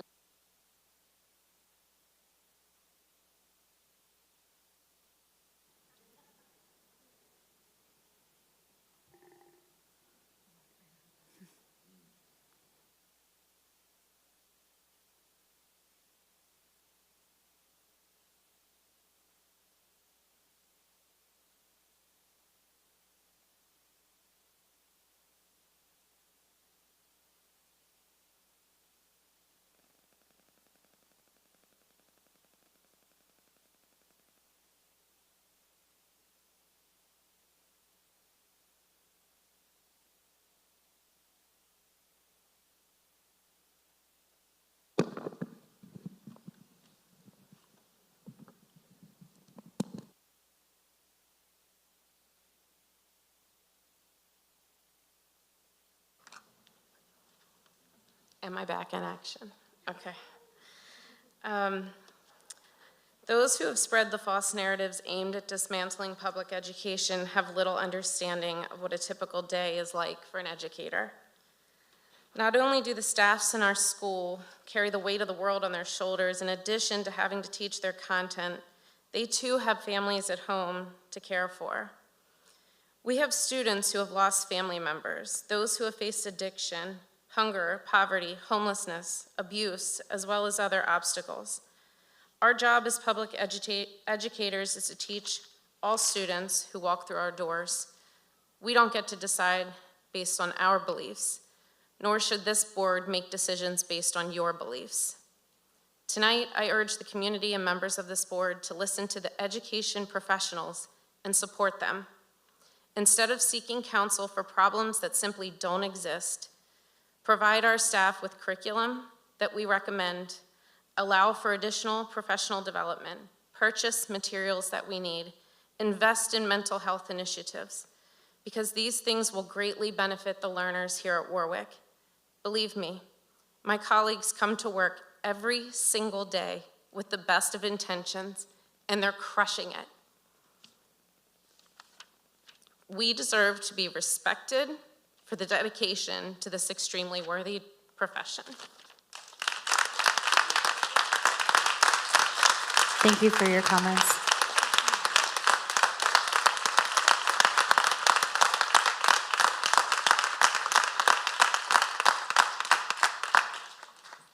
I think it's Bethany and then Violet.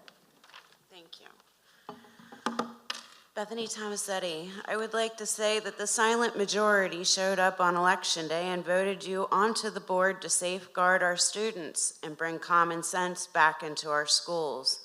As I was canvassing, I educated voters that the Title IX changes were coming and essential to vote for the people that would put parameters in to safeguard all students.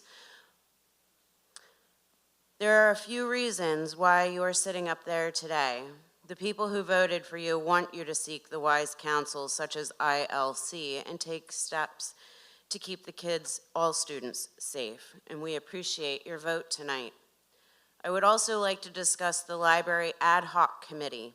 It may have served for a time, but it was never a good idea or meant to be a permanent solution. It was like putting a Band-Aid on a gunshot wound and was not an ideal solution. The Library Committee needs dismantled. It was stacked solely one-sided and does not reflect this community and has over 30 people investing a lot of their time into it. A common sense-driven policy needs to be created, giving the board the veto powers over all administration and librarians to be used as needed. I am aware that 15 books were attempted to be donated and all were banned on the grounds of hitting, quote, religious guardrails. I'd like everyone in here to hear me. Your sexual explicit books were accepted. Any patriotic or Christian-based belief books, such as on our founding fathers, have been banned. The messaging that is going on in the media is laughable. We are not the book banners. Some of those banned titled books are The Bulletproof Life of George Washington, The American Story, The Beginning, The Color Patriots of the Revolution. Again, we are not the book banners. The Library Committee has also banned and removed from their library shelves some of the following: 20,000 Leagues Under the Sea, Robinson Crusoe, Moby Dick, The Last of the Mohicans. The additions to replace these are amphetamines and other stimulants. Greta Thunberg, climate crisis activists, the COVID-19 virus. Other banned books that have been removed are Baseball, A History of the National Pastime, Pilgrim's Progress, The Craftsman in America.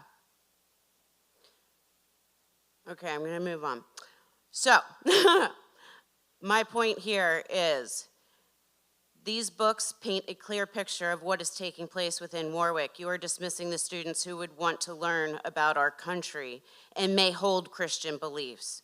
According to the superintendent and curriculum director, the library committee are the ones who choose to remove and ban books. Thank you, Mrs. Tomasetti.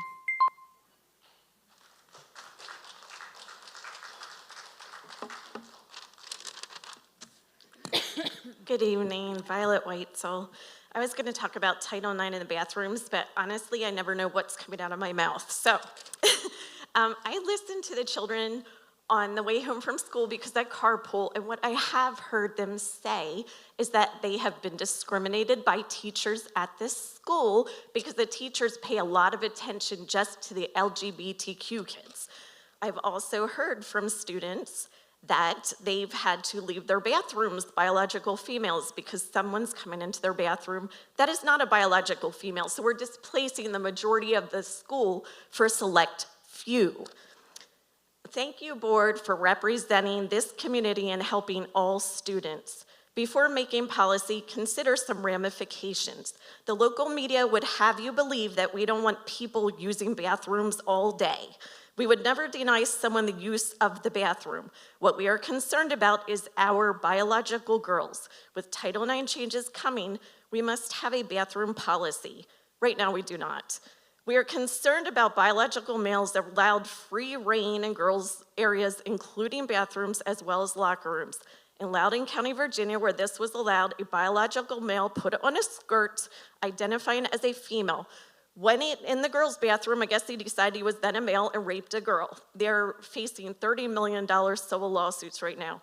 As many assaults and rapes go unreported, we cannot have an open door policy allowing biological males in female spaces. We are concerned over the protection of the girls in this community. As mentioned at the last meeting, I was assaulted in broad daylight in the park after school. Apparently, no one heard my screaming while 4 teenage boys held me down. It was never reported. The worst part was I had to see these boys every single day on the bus, who I had grown up with, had trusted, and believed to be my friends. I've also heard other reports happening in this school, and I was told they were hearsay, but I will say I heard it. Yes, I did. And anyway, so that is why we have concerns about this school. And I think we need to respectfully consider why we have these problems going on and learn to get along and learn to agree respectfully without all this carrying on. I have a niece that's a lesbian. She's in a relationship with a woman that wants to be a man. You know what? We can get along. We can sit down and talk. We love each other. This nonsense needs to stop. Thank you. Thank you, Mrs. Weitzel. Next to the podium is Shelley Camille, followed by Stuart Showalter and Parker Webb.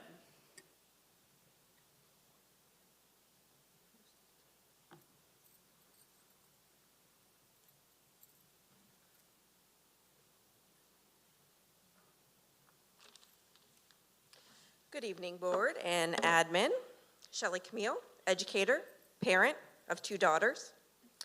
I'd like to read to you a letter that I will be sending to Lidditch Chooses Love after this meeting. Dear LGBTQ plus students and families, it's heartbreaking to reach out to you tonight and acknowledge that there are people in this community that have failed you miserably. They've allowed their power, their politics, their personal beliefs, and yes, even their hate to cloud their judgment and dictate their actions. But know this, we will continue to support and advocate for you. Our work is not over, it's just beginning. You've heard some of us speak tonight. We're parents, we're neighbors, we're pastors, we're grandmas, we're grandpas, we're business owners, we're teachers, we're librarians, we're counselors, and we are love. Know that we will stand unwavering in our commitment to choose love each and every day. While their words may be filled with ignorance and venom, ours will be compassion and acceptance. Know that their choice is not our choice, that their words are not our words. In the wise words of Mr. Rogers, look for the helpers. Please continue to focus on the love and support that surround you. Reach out for help if you need it. And know that you are not alone. We will always be here for you, and love will always be louder. Thank you. Thank you, Ms. Camille. My name is Stuart Showalter. I am a resident of Lidditz. I want to talk about school funding. This is a change of pace. I have always been fascinated by numbers. For example, batting averages in the Dow Jones Industrial Average. I have managed our family finances for 5 decades. But as a tax-paying citizen, I have become increasingly attuned to how our government allocates resources at local, state, and federal levels. I was astounded to learn about the huge gap between the education spending of the richest and poorest school districts in Pennsylvania. This gap is so great, in fact, that the Pennsylvania Supreme Court has declared the disparity in funding to be unconstitutional. As a result, Governor Shapiro's 2024 budget for the Commonwealth includes $1.1 billion more for education than it did last year.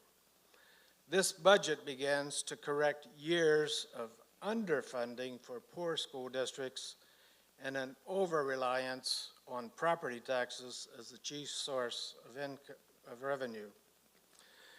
I imagine that you as a board must be delighted with this opportunity to do two things most boards can only dream of. First, to bring in additional support to the district.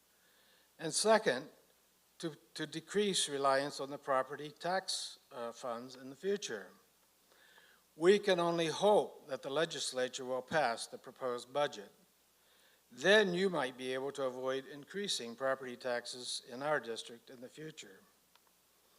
If I read the projections correctly, Warwick schools could potentially receive $1.7 million in additional funds if the governor's budget is passed.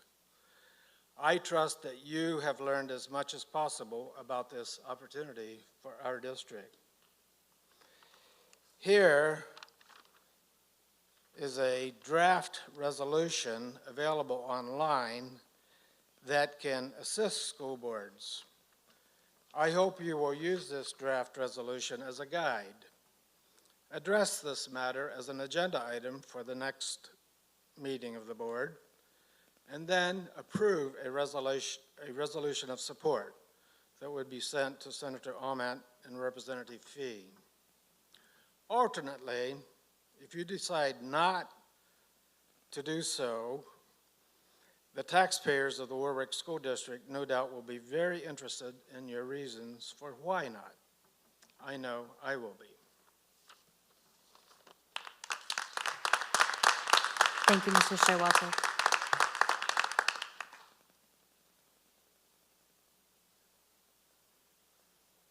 Hello, Parker Webb, he, they pronouns, Executive Director of Lidditz Chooses Love. I'd actually like to thank for that throwback to what school board meetings used to be like just talking about the budget and kind of being on focus there. So thanks for that. Just here to provide the general reminder that the transgender community is here. We've been here and we will continue to survive and thrive here. Lidditz Chooses Love is your extremely local transgender-led queer support organization providing free food, clothing, resources, and events. Our Lidditz Pride event in Lidditz Springs Park, which provides much-needed visibility to our community, also provides a profound amount of joy to the young people, and really all people, who are able to attend our event as their authentic selves. Let me explain that statement in regards to our transgender community, being our authentic selves. I often point out that there are many struggles we all share as humans. And one of those struggles is often learning who we actually are. There are so many outside pressures telling us how to be, what to like, what to wear. And often these concepts of who we are supposed to be is based off gender norms of men and women. Funny enough, many cisgender people, those who identify as the gender they were assigned at birth, also don't fit perfectly into their gender boxes. People are unique. I've known a dainty, feminine lady who drives a truck for a living. And here's where I'm customizing, because everybody kind of talked about a lot of stuff that I feel like needs to be touched on. So, as a transgender person who has been running a nonprofit in Lancaster County for almost 3 years now, I've worked with dozens of pastors, spoken at churches, helped queer community members find the congregation that would be right for them. Honestly, I spend more time in St. Paul Penryn than Pastor Angie or Sherry the secretary. And that is really just to clarify that there is nothing about Christianity or being Christian that says to not be queer or transgender. But again, flashback to what the ILC mission statement is, it is about Christianity. So comments or speakers saying things like, oh, well, this has nothing to do with religion, or yes, it has actually been stated as such. So we have to, again, if we are told something, like that when somebody tells you who they are, believe them. I'm going to take the last 30 seconds to also thank Cash for what they were saying. We started Lidditz Chooses Love partially because of Gracie King. I heard about Gracie King at our first Pride event. I heard about the isolation of the transgender community, and I heard about the horrific effects on the youth here. And so, yeah, please take some time to care about the mental health of this community. Thank you for your comments, Parker.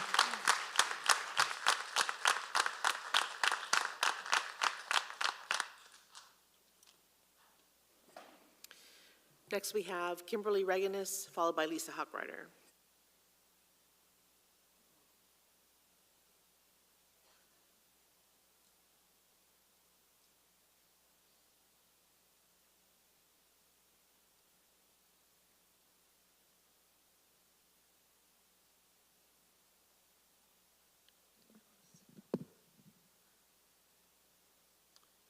Good evening. On behalf of Support Warwick Schools, I would like to express our collective disappointment in the vote to approve retaining ILC. You've heard ample arguments and concerns against this contract, and rather than taking time as elected officials to assess the input of those who disagree, you proceeded with this vote. Rather than taking time to understand the needs of the district in collaboration with the administrators, educators, and most importantly, the students of Warwick School District, you proceeded with this vote. Instead of assessing first the resources available via our existing legal counsel or inviting input that would balance that of the ILC, you proceeded with this vote. Without answering the fundamental question of why an additional counsel, much less one with a divisive reputation, was necessary to serve Warwick students, you proceeded with this vote. As candidates, we had the honor of getting to speak with people from all perspectives and learn from them what their vision and expectations are of a school board. We found a lot of common ground on spanning that proverbial political divide and an overwhelming preference to avoid partisanship in the role of school director. We envisioned that the election would not be as decisive as in years past and understood that regardless of the outcome, any elected board members would need to approach the role with broad perspectives in mind, not just those of an electoral majority, no matter how large or small. As you move forward, we encourage that you seek input and understanding about how any policy changes will impact real students and our community. There are those who have offered dialogue and respectful discourse, and we encourage you to seek them out with an open mind. We hope that moving forward you will demonstrate an effort to embody the ideals of an elected official charged with serving not just the portion of the electorate who voted for you, but the community at large, and above all else, the Warwick students who depend on you to make decisions based on their real and varied needs. And should you fail to do so, we will be here to provide our steadfast support to Warwick educators and students, especially those who feel less safe as a result of your decisions. And to those staff and students, we would like to say that you are loved, you are valued, and you belong. Thank you, Mrs. Reganis. I ended my 3 minutes with the word discriminate, but I wanted to double check that we all had the same definitions as I do. Discriminate means you can recognize a distinction or differentiate. Babies can discriminate between facial expressions or emotion. But that word has another meaning, and the other one is make an unjust or prejudicial distinction in the treatment of different categories of people, especially on the grounds of ethnicity, sex, age, or disability. See, words matter, but actions to me matter more. My dad always said it wasn't what a man says, it's what he does, and that the actions drive what is really going on. Where our eyes focus is where we're going. I ran cross country in high school. They said, don't look backwards, look where you're going. And this is where we're going. You said ILC is an innocent relationship, but there are no innocent relationships in the sense that what they have to say is going to drive certain behaviors, thoughts, and actions. You say people are in trouble, students are in trouble in our schools. I love working there because it's one of the safest schools around. The stories I hear in other places are far more. Our students are great, and it's a great place to be. I don't want to change that. I go in and out of the bathrooms throughout the day. There's not a lot happening in the bathrooms. We have a one-student time period during the classrooms. We limit what is happening in those bathrooms. We limit access to bathrooms when there's problems. The reality is, let's do this with thought, intellect, and working with the community, bringing different stakeholders together. I ask again, send out a survey to this community. Make sure we're representing. Make sure we're doing the job. To be a school board is to be objective. You've heard from a lot of people tonight. A lot of things were shared. And what I believe we were told was we should do our research and maybe do even more.